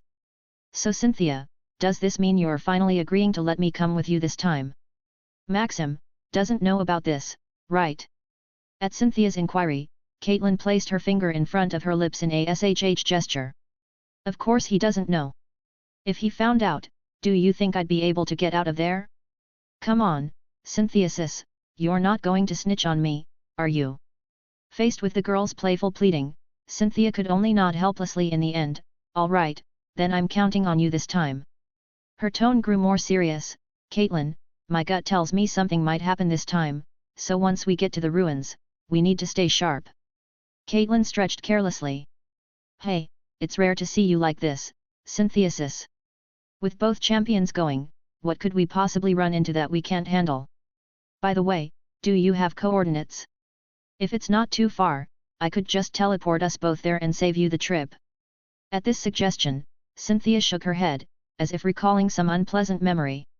Once, she had to handle an emergency mission and begged Caitlyn to use her psychic powers to teleport her to the target location. But for someone without psychic abilities, even with Cynthia's fairly decent physical condition by normal standards, she spent a full half-hour after landing recovering from nausea and headaches. Since then, she understood that psychic teleportation wasn't something just anyone could handle. Only for psychic-type users could their bodies easily accept that sudden burst of intense psychic energy. For ordinary people, it was better to stick with traveling by Pokémon or other transportation methods. With this in mind, Cynthia shook her head and declined. No thanks, I'll go myself. Garcomp's flying speed isn't slow either, and I still have some things to pack. Let's meet at the home research facility. Okay, then I'll head out first. See you later, Cynthia sis. Caitlyn looked somewhat disappointed and blinked. As soon as she finished speaking, powerful pink light waves erupted from her body again, and the next moment she vanished right before Cynthia's eyes. Cynthia watched the pink particles lingering in the air and the psychic energy that hadn't yet dissipated, lost in thought. Psychic-type users like her always enjoyed so many conveniences in every aspect of life. She wondered if someday she too might gain a special ability like Caitlyn's. Also, if she remembered correctly, in Pokémon Emerald, there didn't seem to be any characters with special abilities yet. If such characters existed, wouldn't that mean players could also possess and master such abilities in the game? Although it would just be an experience, it would probably be quite fascinating. Thinking this, Cynthia shook her head. Forget it, better focus on packing and preparing for the upcoming archaeological expedition. Exploring ruins was no small matter, there was quite a lot to prepare. Besides that, she needed to brief her Pokémon team first, informing them of their upcoming mission and objectives. All of this would take time. With this thought, she got up and headed toward the door. 20 minutes later, in the villa's backyard, Cynthia had finished organizing her expedition gear. She tied her golden hair into her signature ponytail and gently ran her fingers across the map spread on the table, one she had just printed out, containing the preliminary exploration report of the newly discovered ancient ruins in the home region, surveyed by the Archaeological Research Facility using drones and electronic signals. As expected, these ancient ruins were like the previous ones, containing extremely strong energy magnetic field signals inside. They could only scan the surface layers without exploring the interior. From this blueprint, they could barely determine that the ruins were at least over 1,000 square kilometers in size. This scale was already among the largest of all the ruins she had explored in her lifetime. Cynthia's hand traced over the blueprint before her, and movement nearby caught her attention. She turned to see a massive figure that had somehow appeared beside her. Garcomp, what do you think, will we discover this time? Garcomp let out a low roar, its sharp eyes seeming to sparkle with anticipation. Powerful Pokémon? That's certainly possible, but not very likely. Cynthia smiled and returned her gaze to the blueprint, studying it carefully. This was crucial intelligence. She needed to use these images to assess basic information about the ruins, things like overall layout and elevation, to facilitate their upcoming actions. Roar, roar. Garcomp didn't continue with that topic, but instead produced a small box from somewhere and pulled out a silver necklace with its mouth. At the end of the necklace was a golden orb pendant with strange markings on its surface. This is, where did you find this? Cynthia took the necklace, and the stone orb felt slightly warm in her palm before quickly cooling, as if it were just her imagination. She didn't remember ever buying such an accessory. Roar! Garcomp let out another low roar and gently nudged her hand with its snout. The study, all right. Cynthia smiled and casually put the necklace around her neck.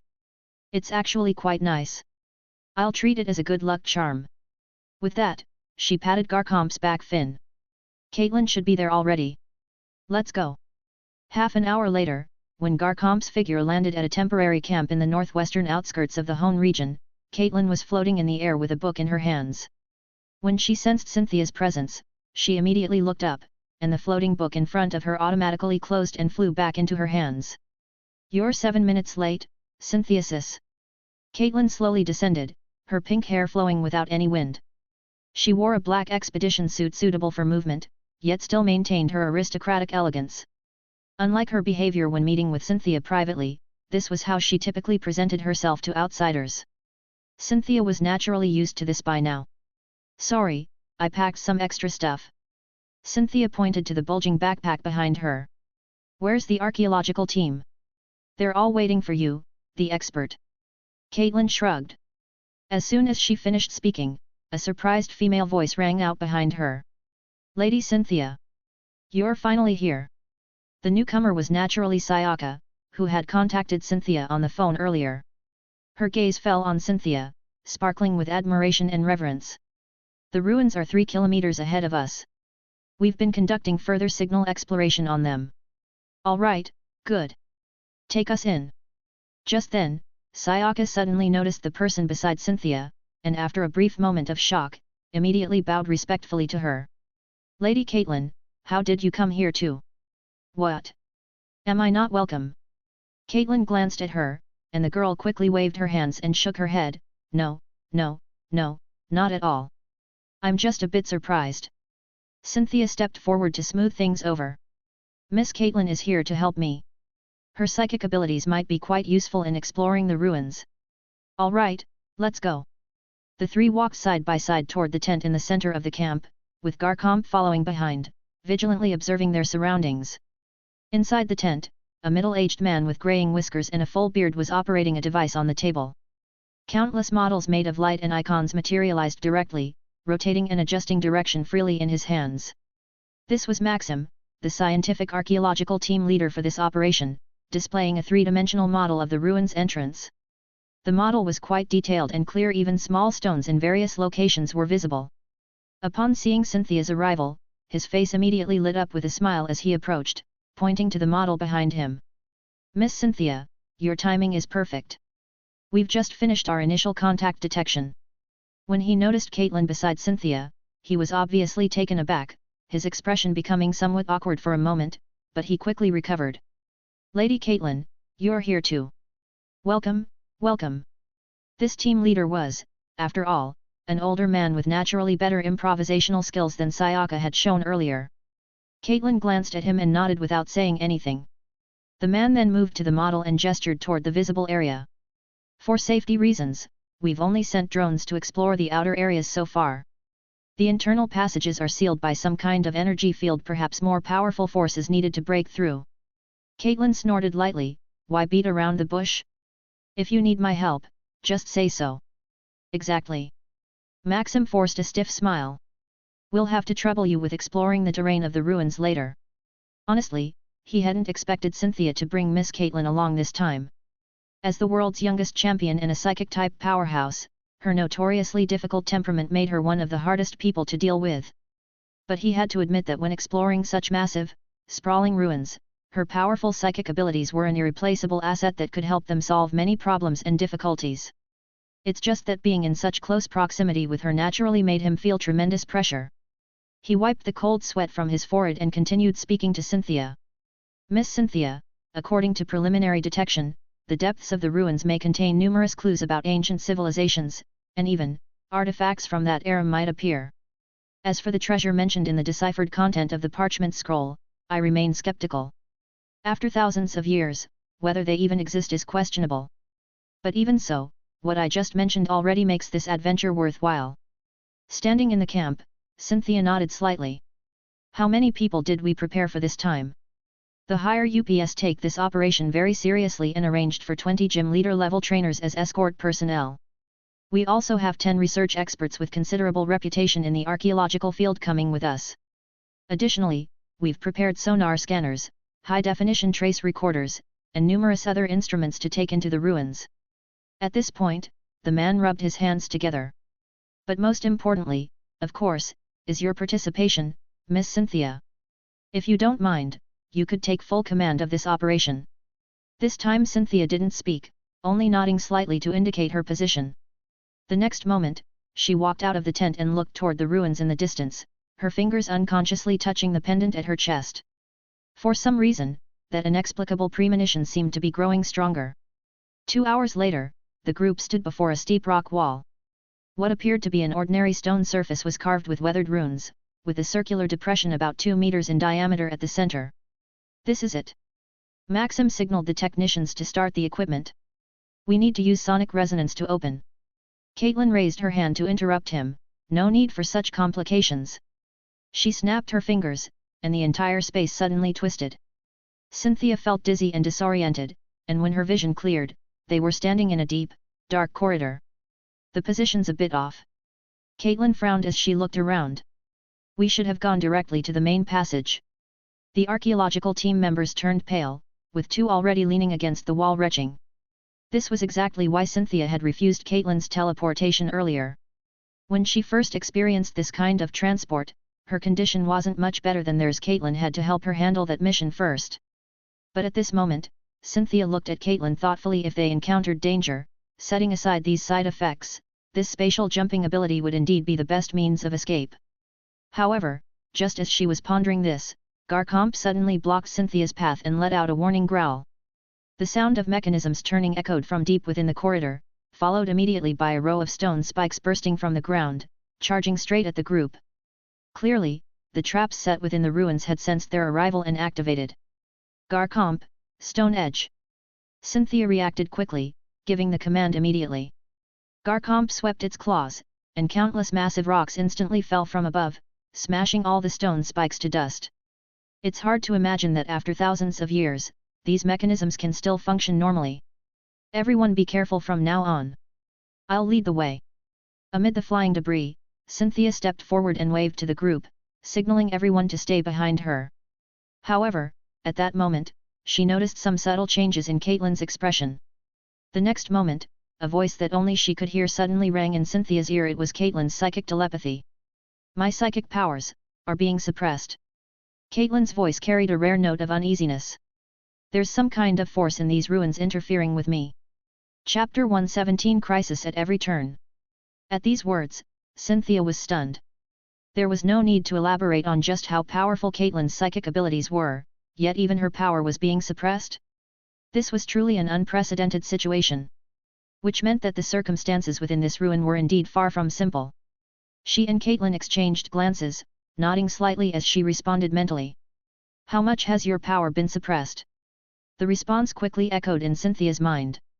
It's not particularly severe, but this situation makes me feel uneasy. Let's proceed with caution. This really isn't simple. Understood. Leave the traps ahead to me. After their brief exchange, Cynthia directly threw out a deep white Pokeball, releasing another Pokémon. This Pokémon's body was composed of jade-like leaves, its hands resembling 2 blooming crimson roses. Its beautiful, artwork-like form was densely covered with countless sharp thorns. It was one of Cynthia's ace Pokémon Roserade. I'm counting on you. Use magical leaf to clear the path. Cynthia softly commanded. Roserade stepped forward, gently raising both hands. In the next instant, green light brimming with life energy blazed from her body, instantly transforming into countless sharp energy leaves that swept across the path ahead like a torrential downpour. Wherever the leaves passed, countless mechanisms hidden within the cave were triggered. High-speed rotating steel saw blades, sharp stone pillars falling from above. Each trap was extremely dangerous, as if determined to claim the lives of any intruders. However, within that sky full of dancing green leaves, whatever they touched was instantly dissolved and shattered into nothingness upon contact with the green light. In less than a few seconds, when the green radiance faded from this section of cave, silence had returned to the path ahead, with all mechanisms and obstacles completely destroyed. All right, stay close to me, remain alert, and don't make any unnecessary movements. She took the lead, walking forward into the darkness ahead alongside Caitlin.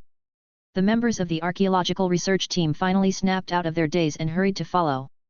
Even though this wasn't the first time many of them had witnessed Cynthia's Pokémon in action, seeing that scene still left them somewhat bewildered. The power of champion-level Pokémon was truly overwhelming. As for the gym leader-level trainers following at the rear of the group, their eyes filled with envy and reverence. Originally, this security work was supposed to be their responsibility, but now, it had become Cynthia single-handedly protecting all of them, leaving no room for any of them to be useful. Just as Cynthia and Caitlin had anticipated, the exploration ahead was far from smooth. As they continued deeper into the passage, the mechanisms appearing around them became increasingly dense. Garcomp and Roseraid worked in perfect coordination to disable various traps, falling rocks, pitfalls, poison darts. In the most serious incident, Roseraid's magical leaf while scouting ahead actually triggered a mechanism that caused an entire section of corridor to instantly collapse. Fortunately, Cynthia reacted quickly enough, releasing another of her Pokémon Gastrodon, which spat out large amounts of sticky fluid to reinforce and stabilize the entire tunnel, preventing the collapse. This scene caused Cynthia to stop in her tracks. In all her previous explorations of ancient ruins, the frequency of these mechanisms and traps had never been this high. Normally, these traps were meant to defend against intruders. But this density of having a mechanism every few steps was truly unprecedented. Cynthia suddenly noticed something and stepped forward, crouching before a stone tablet carved with strange symbols to examine its contents carefully. It was a golden triangular symbol that also seemed to belong to this ancient civilization's writing system. But what it specifically meant, none of the people present knew. The content they had deciphered didn't include this particular symbol. At that moment, Caitlin beside Cynthia suddenly pressed her temples, her expression showing some complexity. She could feel that the deeper they went into this ancient ruin, the stronger the suppression of her psychic powers became. Now she couldn't even use teleport to transport herself and the people around her out of here. This feeling of being unable to control her abilities made her very uncomfortable. She closed her eyes to sense for a moment before speaking. Up ahead, there's a huge space. Though my abilities are suppressed, I can still sense a little. She paused at this point. There are no life signs there. Upon hearing this, everyone's spirits immediately lifted. No life signs ahead meant they wouldn't encounter attacks from wild Pokémon next. Though all the mechanisms along the way had been neutralized by Cynthia, even just following behind her, they had all been watching with their hearts in their throats. It was hard to imagine how devastating their casualties would have been without Cynthia's help. When everyone reached the end of the tunnel and passed through a massive stone door, they were all shocked by the scene before them. This was a circular hall the size of a football field, with glowing crystals embedded in the domed ceiling that illuminated the entire space like daylight. The hall was filled with numerous metal chests containing golden vessels, gem sculptures, and various ancient scrolls, while 7 stone statues stood in the center. This is the discovery of the century for archaeology. Team leader Maxim was trembling with excitement, while the team members had already begun eagerly taking photos and recording. Though all these artifacts belonging to that ancient civilization held deadly temptation for them, their basic professionalism as archaeological researchers prevented them from running around carelessly or rashly touching anything. Instead, they unanimously looked toward Cynthia, awaiting her further instructions. But no one noticed that at this very moment, Cynthia's entire body had tensed, her heart pounding with shock. Unlike the others, the moment she entered this hall, she had felt a sense of déjà vu. When her gaze fell upon those massive stone statues, she finally understood where this feeling came from. She was all too familiar with the shape of those statues' sturdy rocky bodies, matrix-arranged eyes. It was exactly what she had seen with her own eyes in the game The Rock Titan, Regirock. What made her even more uneasy was that among these stone statues, one in the center had a clearly different posture from the others, as if it had been moved. That statue was faintly emanating a familiar aura and sense of oppression. Though weak, it was still keenly detected by Cynthia. How could this be? Could this really be Regirock's dwelling? There was no time for further thought. Nobody move! Cynthia sternly commanded, raising one hand high. However, it was already too late. The archaeological team members were experienced and battle-tested, knowing not to act rashly in such situations. But those trainers who had joined temporarily didn't understand such protocols. Not far away, a man had already excitedly picked up a golden pottery jar at his feet.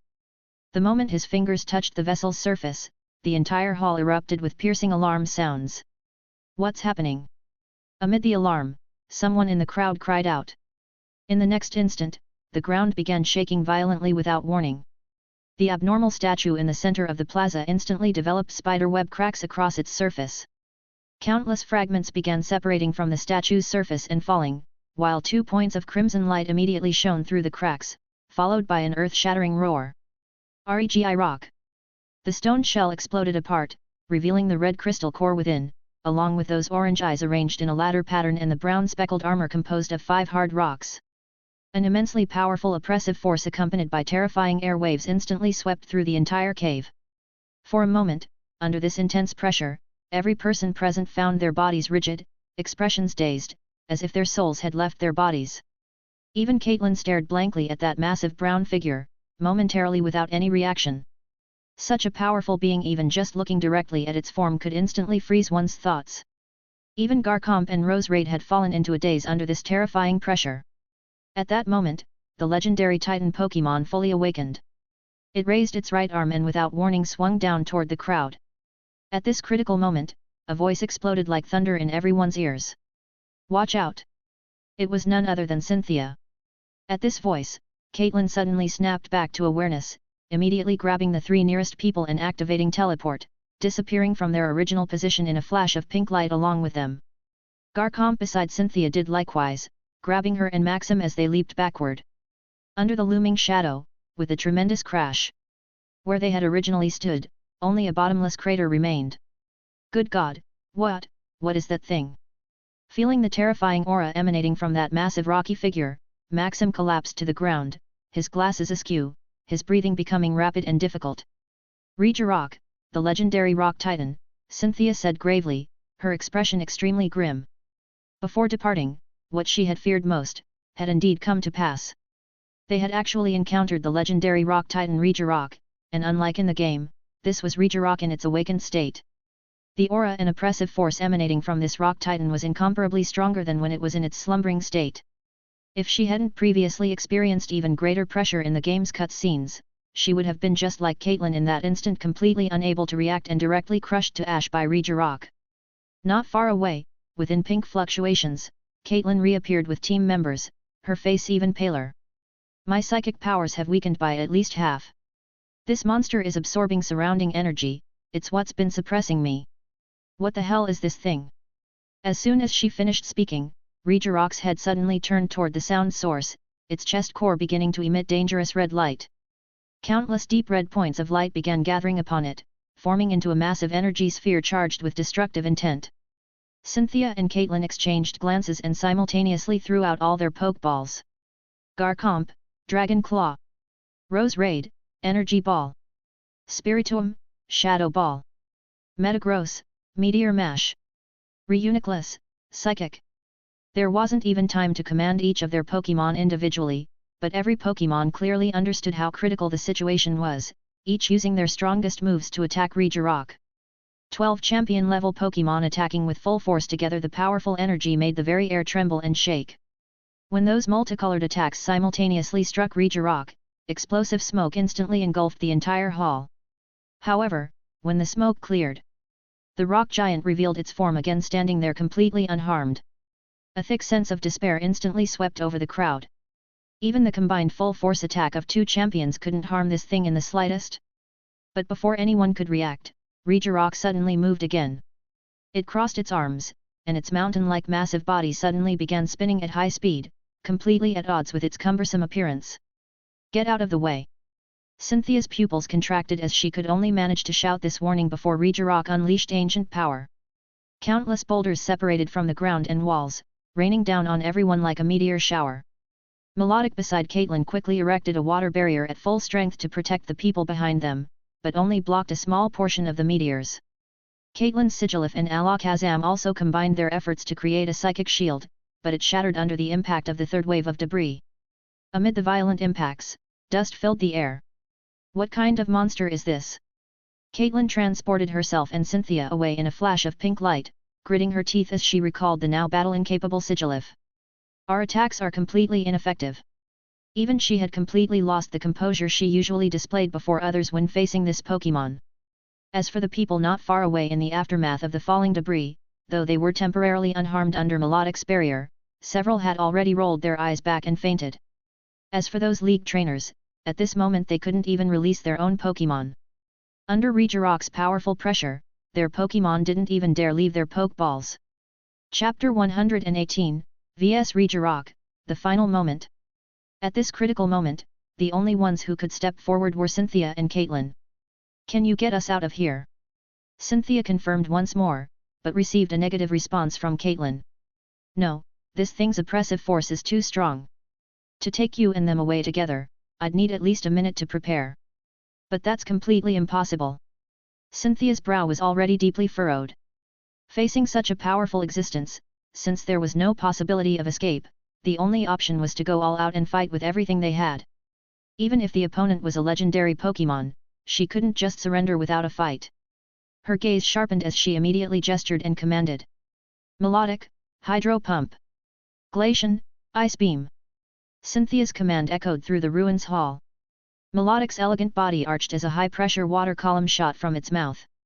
Simultaneously, the gem on Glacian's forehead blazed with cold light, an ice-blue energy beam cutting through the air. Two attacks with the greatest type advantage against rock types struck Regirock simultaneously. Not only that, but the massive water flow from Hydro Pump and the ice beam created perfect coordination. Water vapor and ice crystals exploded across the rock titan's body. The ice beam's ultra-low temperature instantly transformed the water flow into solid ice crystals, covering Regirock's upper body joints and sealing its entire upper torso in ice. Glacian's mastery over ice-type energy was astonishing. In this frigid air, the entire hall's temperature plummeted sharply, and Regirock's massive form seemed to enter a completely motionless state under the ice crystal constraints, unable to move even an inch. "Miss Cynthia is truly the strongest. We're saved." Seeing this scene, several impatient archaeological team members even began cheering. However, Cynthia's furrowed brow remained unchanged. She knew that for a legendary Pokémon, such constraints meant absolutely nothing. Faced with such a massive power gap, there was really only one thing she could do now: buy as much retreat time as possible for everyone. Cynthia immediately turned around without hesitation and shouted to the archaeological research team. "Everyone, evacuate immediately. That's an order." But as soon as her words fell, before anyone could react, an abnormal scene occurred. The water flow that had erupted from Melodic's mouth, which should have caused severe super-effective damage, was being absorbed by the rock patterns on Regirock's surface. The frost spreading toward the lower part of its body instantly vaporized upon contact with the orange core on its chest. Feeling the continuously strengthening aura emanating from Regirock's body, Cynthia's pupils contracted sharply as she suddenly realized something. No good. "Glacian, Melodic, stop now." But it was already too late. Boom! With a violent roar, Regirock's core suddenly blazed with blinding light, erupting with terrifying power. The ice crystals covering its body instantly shattered into fragments all over the ground. It crossed its arms, and the absorbed water-type energy actually shot out from countless pores across its surface, transforming into high-pressure water blades that cut through the air, sweeping densely across the entire hall. These water blades were incomparably more fierce than the hydro pump that Melodic had unleashed. Under this sudden attack, Melodic bore the brunt, struck by water blades with several times the power, crying out as it crashed into the wall. In a cloud of dust, it collapsed directly, instantly losing its battle capability. However, Regirock's movements didn't stop. Its massive body suddenly trembled, and dense ice crystals accompanied by mist erupted again from its joints, freezing all the remaining water vapor in the air into brilliant ice crystals, causing the temperature across the entire battlefield to drop dramatically. Cynthia's pupils contracted violently. She quickly recalled the severely injured Melodic, having realized a massive problem. Not only was Regirock's strength so formidable that it could ignore type advantages, but it could directly absorb all of her Pokémon's attacks and return them with double the force. Could this thing even still be considered a Pokémon? On the other side, Caitlin's attacks encountered the same dilemma. Her Sigilif and Reuniclus simultaneously launched psychic attacks, invisible psychic waves surging toward Regirock like a tide. However, those energies were absorbed completely upon contact with the rock titan, like water drops falling into a desert. All power is being drained. Caitlin pressed her temples, her face deathly pale. She suddenly realized something and shouted to Cynthia, "It's absorbing all forms of special energy, including psychic power." As if confirming her judgment, Regirock's chest core suddenly turned toward the direction from which the psychic attack had come, reflecting back a visible mental force wave. Sigilif let out a piercing screech, its feathers exploding as it fell like a kite with a broken string. Reuniclus directly fell unconscious, crashing heavily from the air. Rose Raid, Energy Ball. Garcomp, Dragon Breath. Cynthia tried again, unwilling to give up. The Emerald Energy Ball and Pale Blue Dragon's Breath intertwined as they struck their target, but were once again greedily absorbed and disappeared into Regirock. This time it thrust both arms into the ground, and the entire ruin began shaking violently. It had actually used the Dragon-type move Outrage that it shouldn't possibly know, with power many times greater than normal. Rumble. Countless energy pillars blazing with brilliant brown light erupted from the ground. Garcomp barely avoided them with its flight ability, but Rose Raid was pierced through the flower calyx by a suddenly sprouting stone spike, letting out a pained cry as it collapsed to its knees. Cynthia's heart felt like it was being violently squeezed. She tremblingly recalled the severely injured Rose Raid, cold sweat beading on her forehead. This was the power of a legendary Pokémon, undefeatable, insurmountable. Caitlin floated to Cynthia's side, her pink hair plastered to her cheeks with sweat, speaking gravely. The stronger our special attacks, the more terrifying it becomes. Not only that, it's still absorbing my psychic power. She could feel that her telekinetic power had weakened to an unknown fraction of its peak strength, making it difficult even to attack Regirock. Cynthia quickly surveyed the battlefield. Her Glacian, Gastrodon, and Spiritomb still retained fighting capability, while Caitlin's Metagross, Gothitelle, and Alakazam could barely continue battling. A bold idea formed in her mind. Since special attacks are ineffective, we'll use pure physical attacks. She lowered her voice. Your Metagross, my Garcomp, plus any others that can use physical moves. Caitlin immediately understood. Though her psychic-type Pokémon weren't skilled at physical attacks, there were no other options now. Gothitelle's Pound and Alakazam's Psycho Cut aren't particularly powerful, but they're pure physical moves. The two quickly reached consensus. Cynthia suddenly raised her voice, Glacian, Blizzard for cover. Gastrodon, Mud shot to obscure its vision. Frost and Mud erupted simultaneously, temporarily blocking Regirock's view. Caitlin seized the opportunity to activate telepathy, directly transmitting the tactical plan into each Pokémon's consciousness. 6 Pokémon quickly spread out, approaching the Rock Titan from different angles. Now! With Cynthia's command, Garcomp's Dragon Claw, Metagross's Meteor Mash, and Alakazam's Psycho Cut simultaneously struck Regirock's back. Gothitelle's Pound and Spiritomb's Sucker Punch targeted its knees, while Gastrodon, though not skilled at offense, exerted all its strength to ram the Rock Titan's ankle with its entire body. Boom! Boom! Boom! In a series of dull impacts, Regirock let out its first pained groaning. Fine cracks appeared in its rocky body, especially where Garcomp's Dragon Claw had struck. Several fragments had already broken off. It really was effective. Caitlin's eyes immediately lit up. But her joy lasted less than 3 seconds before turning to despair. Regirock's orange core suddenly turned dark red, the fallen fragments floating up and reattaching to its body. More terrifyingly, patterns across its entire body began glowing as energy scattered throughout the ruin's air seemed to converge toward it. This thing can even regenerate. Caitlin's face was already deathly pale as she couldn't help but murmur. Regirock raised both arms above its head. 7 red beams shot from its core, forming a massive ancient rune on the hall ceiling. The entire ruin began shaking violently as countless crystals detached from the ceiling, reorganizing in midair into sharp rock spears. Dense clusters, hundreds upon thousands. Protect everyone! Cynthia shouted with all her might. Caitlin understood, exhausting her last psychic power to erect a barrier. A pale purple light screen barely enveloped everyone. The next second, hundreds of rock spears poured down like a torrential rain. Each spear striking the barrier caused violent tremors. Blood seeped from the corner of Caitlin's mouth, her legs shaking continuously, yet she maintained the light screen unbroken. Hold on! Cynthia roared, releasing all her Pokémon to assist in defense. Glacian used Freeze Beam to solidify falling rocks, Gastrodon sprayed Mud to slow the spear's speed, while Spiritomb wove shadows into a second defensive line. But the most lethal attack came from the ground. Regirock stomped heavily, and the entire hall's floor suddenly liquefied, transforming into churning crimson lava. One archaeological team member accidentally stepped into the lava zone, his boots instantly bursting into flames. Garcomp quickly grabbed him, but the man's foot was already severely burned, erupting in heart-wrenching screams. Cynthia made a split-second decision: abandon defense. Attack its core with everything. Garchomp soared again despite its injuries, crossing its claws in an X shape and unleashing Dragon Claw with all its strength.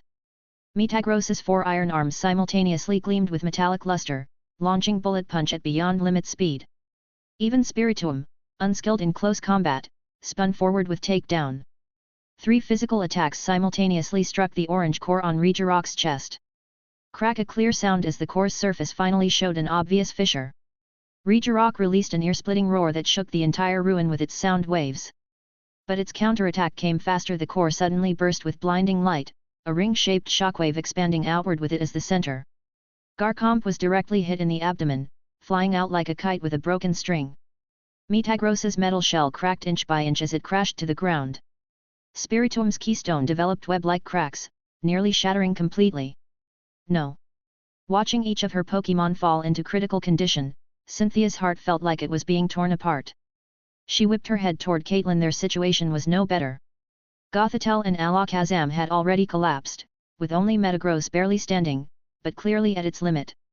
More terrifyingly, though the crowd had begun evacuating under her command, in this vast space, the countless stone spears that had fallen from above had created debris that almost completely blocked their escape route. Regirock approached with earth-shaking steps, the crack in its chest slowly healing. Cynthia tremblingly recalled her severely injured Pokémon. The current situation seemed to have reached complete deadlock. Indeed, no matter what, humans still couldn't contend with these legendary beings. Caitlin struggled to crawl to Cynthia's side. Her psychic powers were nearly exhausted after that defense, but there was no fear in her expression, only acceptance. Cynthia. I never thought we'd face something like this together. But Cynthia suddenly stood and came before her, forcing a deep brown berry into Caitlin's mouth. Caitlin's eyes widened in shock. She recognized this. It was a type of berry called Liberation Berry that only grew on Mount Coronet. Each one was priceless, capable of instantly restoring a champion-level psychic-type Pokémon to full strength and peak condition. T/N, berry is AUG. And naturally, such a thing could also restore her psychic powers. Take them and go. Cynthia's voice was terrifyingly calm. Save whoever you can. Leave now. You. Feeling power continuously flowing into her body, Caitlin opened her mouth, but her remaining words were cut off by Cynthia. If you don't take them, we'll all die here. Your telekinesis is useless. It can absorb all energy attacks, but physical impacts can still cause some effect. My Garchomp is the only one still able to fight. So I'll cover the rear and buy you 30 seconds. Caitlin wanted to argue, but Regirock's chest had already condensed. A blinding light orb hyper beam was about to fire at them.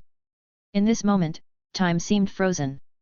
Caitlin saw flames of determination burning in Cynthia's golden pupils as she walked toward the distant Regirock alongside Garchomp. In that instant, she fully understood and nodded heavily. Come back alive, Caitlin gritted her teeth as brilliant pink radiance erupted from her body. Otherwise, when I get back, I'll make sure your statue disappears from Sinnoh Plaza. Chapter 119 The Burst of Rainbow Radiance. Mega Garchomp. At this moment, the entire ruins hall trembled under Regirock's roar, debris cascading from the dome above. Cynthia's dust-covered hair whipped in the chaotic energy currents as she walked forward steadily, her boots crunching over the broken stone scattered across the ground. Garchomp moved alongside her, wings slightly spread, casting jagged shadows on the floor. Now, they had reached the final moment. Roar! As if enraged by the approaching human and Pokémon, Regirock's core suddenly blazed with crimson light, radiating outward like spears. It slammed both arms into the ground, sending the entire rocky terrain surging like ocean waves. Countless sharp stone spikes erupted from below, racing toward Cynthia and Garchomp with deadly speed. 30 degrees left, Dragon Rush. Cynthia's voice was as cold as ice. Garchomp instantly twisted its body, deep blue dragon-type energy wrapping around its form as it became a streak of light threading through the gaps between the spikes. The razor-sharp stone spears scraped against its scales, throwing off sparks, but failed to inflict any real damage. Regirock let out a deafening hum, seemingly even more furious that its prey had escaped. It crossed both arms, and countless floating rocks condensed in the air before raining down like a storm of stone bullets. Each rock whistled through the air, sealing off every possible escape route. Swords dance into sand tomb. Garchomp's wings beat furiously, transforming it into a high-speed spinning blade. The typically lengthy setup for this enhancement became nearly instantaneous. Just as the rocks were about to engulf it, Garchomp slammed the ground. The rocky layer beneath Regirock suddenly liquefied, forming a rapidly spinning quicksand vortex. This sudden change threw off the aim of all the rocks Regirock was controlling. Most collided with each other and crashed down, while the few massive stones that made it through the sandstorm were precisely shattered by Garchomp's tail fin, now enhanced by Sword's Dance. At this moment, Cynthia's pupils contracted to pinpoints. She had entered a state of absolute focus where all external noise vanished, leaving only the energy fluctuations from Regirock's every movement and the gentle caress of wind. In this instant, she could even predict the energy gathering before each of the rock pillars' attacks, and that brief window was the key to survival. This was the decisive ability that only a champion could display in such a crisis. The next moment, Cynthia's voice rang out again. Right rear dodge, follow with Dragon Claw. Garchomp reacted almost the instant Cynthia spoke. It sidestepped a stone spear that suddenly jutted from the ground, crossed its claws in a slashing motion, deep blue light gathering at the claw tips as it struck hard at Regirock's knee joint. Amid the harsh grinding sound, several fragments broke away from the rock pillar's body. This seemed to completely enrage Regirock. The orange core in its chest suddenly turned dark red, and all the energy scattered throughout the ruins began converging toward it. Immediately after, it plunged both arms into the ground. The entire rocky terrain began writhing like a living creature, countless stone spikes attacking from all directions, leaving absolutely no room to dodge. Take flight! Dragon poles to clear the way! Garchomp grabbed Cynthia's shoulder and shot skyward, simultaneously tilting its head back to fire a series of energy orbs that formed like meteors. The explosion shockwaves barely carved out a narrow passage through the stone spike forest, but a lurking sharp stone suddenly struck from the side. Sensing the movement beside them, Garchomp barely managed to twist based on instinct alone, but Cynthia's presence interfered with its flight. The rock still grazed its flank, and blue-purple blood immediately soaked through its scales. This wasn't just any ordinary sharp stone, but an attack infused with Regirock's terrifying energy. Garchomp! Seeing Garchomp injured, a crack appeared in Cynthia's composure.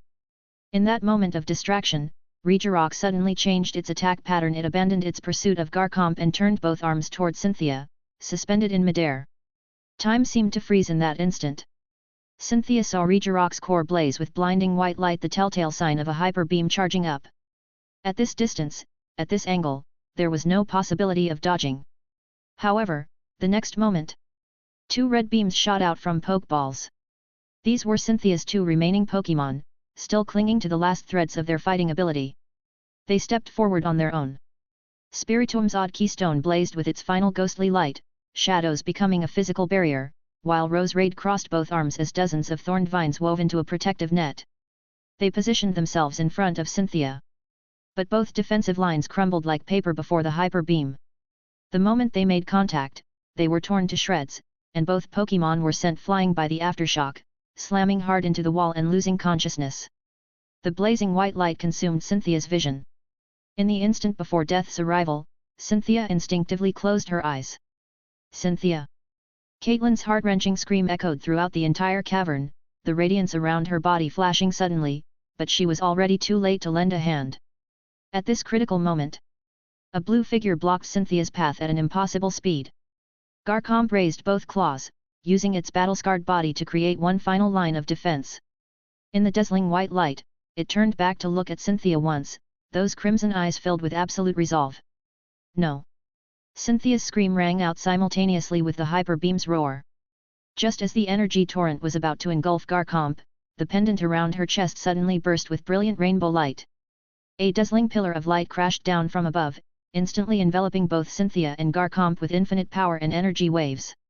The roaring beam of destruction was completely absorbed by that rainbow radiance the moment it made contact, vanishing into thin air. Within the light, Garchomp's form began to change dramatically.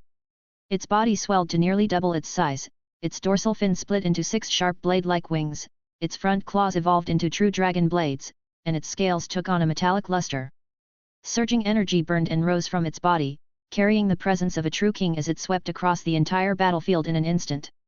In this moment, Garchomp had undergone a complete transformation, its aura no less imposing than Regirock itself. Even more astounding, Cynthia felt a warm current flowing from the pendant into her body. An unprecedented bond formed between her and Garcomp, as if she could feel its every heartbeat. This is Mega Evolution. This strange yet familiar term naturally surfaced in Cynthia's mind. On the battlefield, Regirock seemed stunned by this sudden turn of events, but it quickly regathered its energy, both arms becoming blurs as they hammered toward Mega Garcomp. However, this time, Garcomp simply raised its right claw lightly and steadily caught the strike that could have pulverized mountains. Dragon Claw! Cynthia spoke softly. Without even needing a complete command, Mega Garcomp's left claw already glowed with emerald light, vanishing from its position and slashing toward Regirock's chest at a speed barely visible to the naked eye. Hum! Amid the harsh sound of shattering, obvious cracks appeared in the rock pillow's core. It staggered back 2 steps, and the entire ruins shook from the impact. Regirock roared and plunged both arms into the ground again. All the energy in the ruins was drawn out in this moment, forming countless floating sharp crystals around it. This seemed to be its full power finishing move without any restraint. Each crystal was wrapped in terrifying radiance, containing enough energy to pierce through anything. But Mega Garcomp was faster. With just a thought from Cynthia, Garcomp had already appeared behind Regirock. All its energy concentrated at this point as it reared back and leaped, becoming a brilliant golden meteor that conjured a dazzling starry sky out of thin air before diving down. Draco Meteor! Within the rainbow radiance, a blue light flashed past. Garcomp pierced straight through Regirock's core, appearing in another corner of the hall. Boom boom boom boom boom. Deafening explosions followed. The crack instantly spread throughout its entire body. The rock pillow's movements froze as it slowly looked down at the wound in its chest, letting out one final unwilling hum. As the core's light faded, amid violent trembling, its body began rapidly turning to stone, ultimately becoming a lifeless statue once again, returning to its original state. T/N, was Regirock in a weakened state. Everyone present stared at this scene, frozen in place with trembling pupils, waves of infinite shock surging through their hearts. Cynthia, 1. The legendary Pokémon was defeated by Garcomp. Even Caitlin stood motionless in stunned silence. She could hardly believe what she was seeing. That incredibly powerful Regirock had actually been defeated just like that? In that very instant, the rainbow light around Garcomp gradually faded, and Mega Garcomp returned to its original form. It staggered forward 2 steps before finally collapsing, unable to support itself any longer. Cynthia tried to step forward, only to find that everything was spinning before her eyes as well. Everything around them plunged into darkness. Chapter 120, Maxim, wait, what the hell? In the darkness, time seemed to pass without measure. When the sharp smell of disinfectant pierced her nostrils, Cynthia's consciousness gradually returned. Under the soft white light, she slowly opened her eyes, her blurry vision taking in an unfamiliar white ceiling. Her body felt like it had been crushed by boulders everywhere, aching all over, and her throat was so dry it felt like she'd swallowed a handful of sand, making it nearly impossible to speak. She seemed to be lying in a hospital? Grr. Just then, 6 shadows of different colors pounced on her simultaneously. Garcomp gently nuzzled her cheek with its snout, Glacian placed its cool little paws on the back of her hand, Melodic carefully wrapped the tip of its tail around her wrist, while Roserade, Gastrodon, and Spiritomb clustered around both sides of the hospital bed. Everyone! Cynthia instinctively tried to lift her hand to pet them, but found that even this simple movement caused her muscles to spasm wildly, making it impossible. Only then did she notice that her entire body was wrapped in bandages, with an 4-line connected to her left arm. "Miss Cynthia! You're finally awake!" A familiar male voice rang out from beside her ear.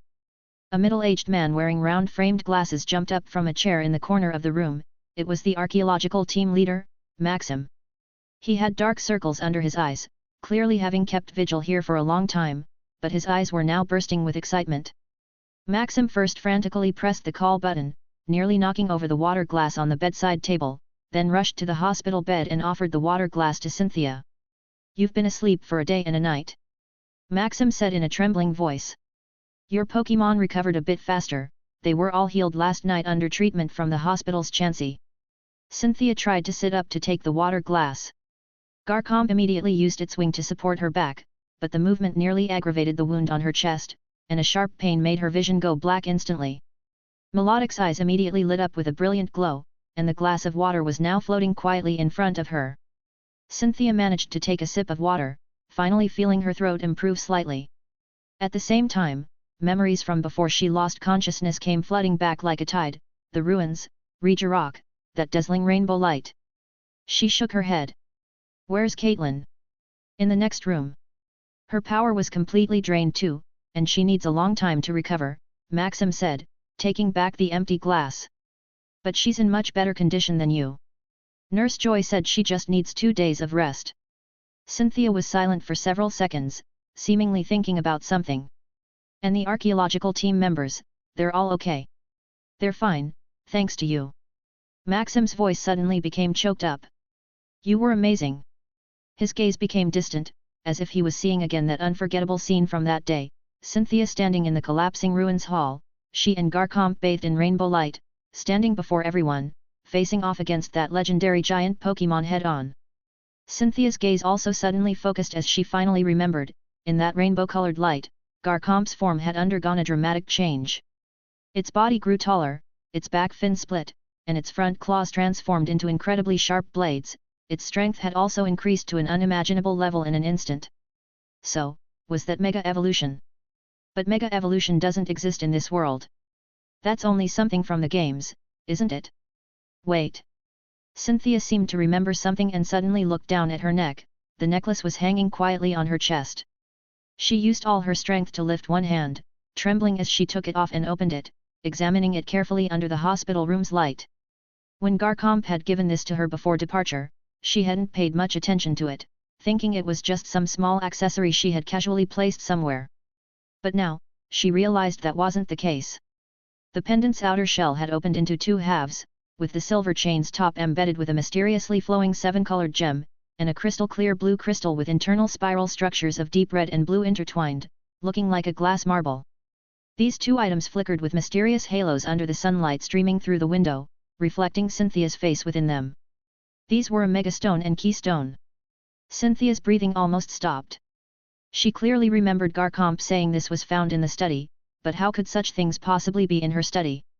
Wait, unless... An absurd thought flashed through Cynthia's mind. She closed her eyes and silently thought.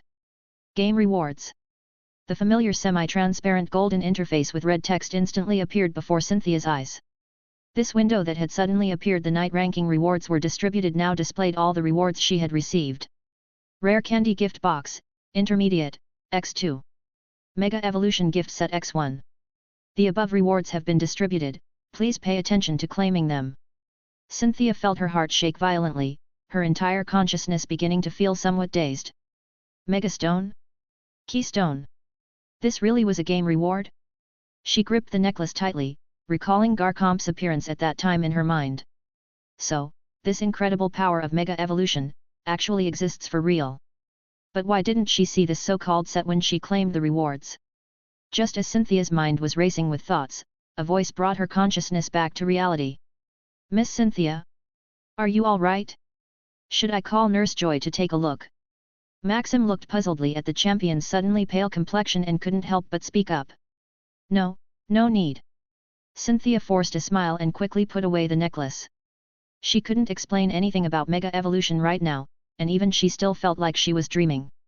Just then, she noticed that Maxim was holding a thick stack of files and photos, and instinctively asked. What are these? Ah. These are our new discoveries from the ruins. As soon as archaeological matters were mentioned, Maxim immediately seemed like a different person, excitedly spreading the photos and materials across the hospital bed to show Cynthia. Look, after you resolved the danger, our people found 3 hidden chambers behind the main hall.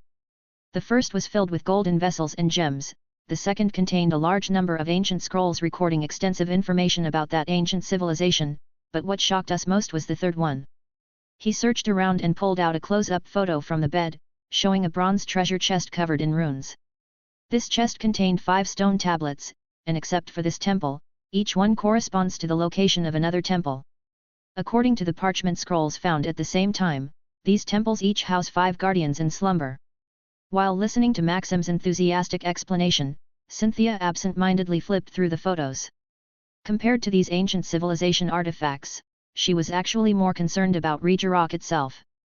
From the battle records, Rock's strongest demonstrated ability was absorbing various energy attacks, but based on the performance of legendary Pokémon in the games, Cynthia felt this shouldn't be its true combat level. This judgment was based on Garchomp's strength after Mega Evolution. Although the power Garchomp unleashed after Mega Evolution did indeed exceed her understanding, it shouldn't have been enough to directly overpower a legendary Pokémon like Regirock. This situation was as if Regirock hadn't even fully awakened at all. Suddenly, her gaze stopped on a photo taken from the main hall, 5 statues surrounding the central plaza, but in the very center of the platform, there were traces on the ground indicating a massive statue had once existed there. This scene made her heart tighten. In Emerald, the palace she discovered in the desert, based on her speculation, very likely hid an even more powerful legendary Pokémon that commanded several Regis, like Lugia. So could the position of that central statue correspond to that being? But where was it now? Cynthia felt a chill down her back as an ominous premonition crept into her heart. An incompletely awakened Regirock was already so terrifying, let alone the being she speculated about. She could only hope her speculation was wrong. While lost in thought, Cynthia's somewhat clearer mind suddenly snapped back as she remembered something. More than that. She suddenly looked up and interrupted Maxim. "You said I've been asleep for how long?" "A day and a night." Maxim was startled, not understanding why Cynthia suddenly changed the topic. This champion should be just as interested in ancient civilizations as he was, right? Upon hearing this, Cynthia immediately reached for the phone on the bedside table, her fingers trembling slightly as she unlocked it with her fingerprint. When she had downloaded Emerald before, she had noticed a mobile app link on the official website and had downloaded it casually. At this moment, she could see the glaring red number 1 on that icon, indicating a new message notification. When she opened the app and entered the ranking interface, the content made her pupils contract. "Your ranking has changed. Current progress ranking. Number 1 Passerby, cleared MT Chimney. Number 2 Electric Rules, cleared Petalburg Gym. Number 3 Dragon Rules, challenging Petalburg Gym. Number 4 Strawberry Ice Cream, cleared Weather Institute." Sure enough, during the 2 days she had been lying in the hospital, Lance and Iono's game progress had overtaken hers. But even if it were just that, Cynthia could still accept it, but where did this player called Passerby come from? Her gaze immediately focused as she made her decision. "Garchomp, we're going back." Without hesitation, Cynthia recalled all her Pokémon except Garchomp and threw off the covers. She yanked out the 4-needle in her hand directly, immediately causing a string of blood drops to seep from the back of her hand, but Cynthia couldn't care about that. She grabbed her cape from the chair, threw it over her hospital gown, and ran barefoot toward the window on the cold floor. Garchomp understood, leaping up and flying out the window, waiting for Cynthia to jump onto its back. "Miss Cynthia. The doctor said your body hasn't fully recovered yet, don't run around." Maxim frantically tried to stop Cynthia, his glasses sliding askew. He really didn't understand why Cynthia suddenly seemed like she'd been stimulated by something. One second she was lying there fine, the next second she was jumping out of bed to leave. "I have urgent business. We'll discuss the ruins over the phone." Cynthia's voice regained the authority of a champion as she gently pushed past Maxim, leaped out the window, and disappeared into the sky with Garchomp. Maxim stood there stunned, completely unable to understand what had happened. And coincidentally, just then, the hospital room door was suddenly pushed open. A man walked in holding a bouquet of flowers, his red cape swaying gently behind him. "Hey? Where's Cynthia?" Lance looked around the empty hospital bed, confusion showing on his face. "Didn't the doctor say she just woke up?" She just suddenly ran off," Maxim stammered. "She seemed very urgent about something." Lance blinked, then suddenly showed an expression of dawning realization, his tone full of understanding. "Oh, I know. She probably went to play that game." Maxim was instantly bewildered. "Wait, what the hell?" Thanks for listening.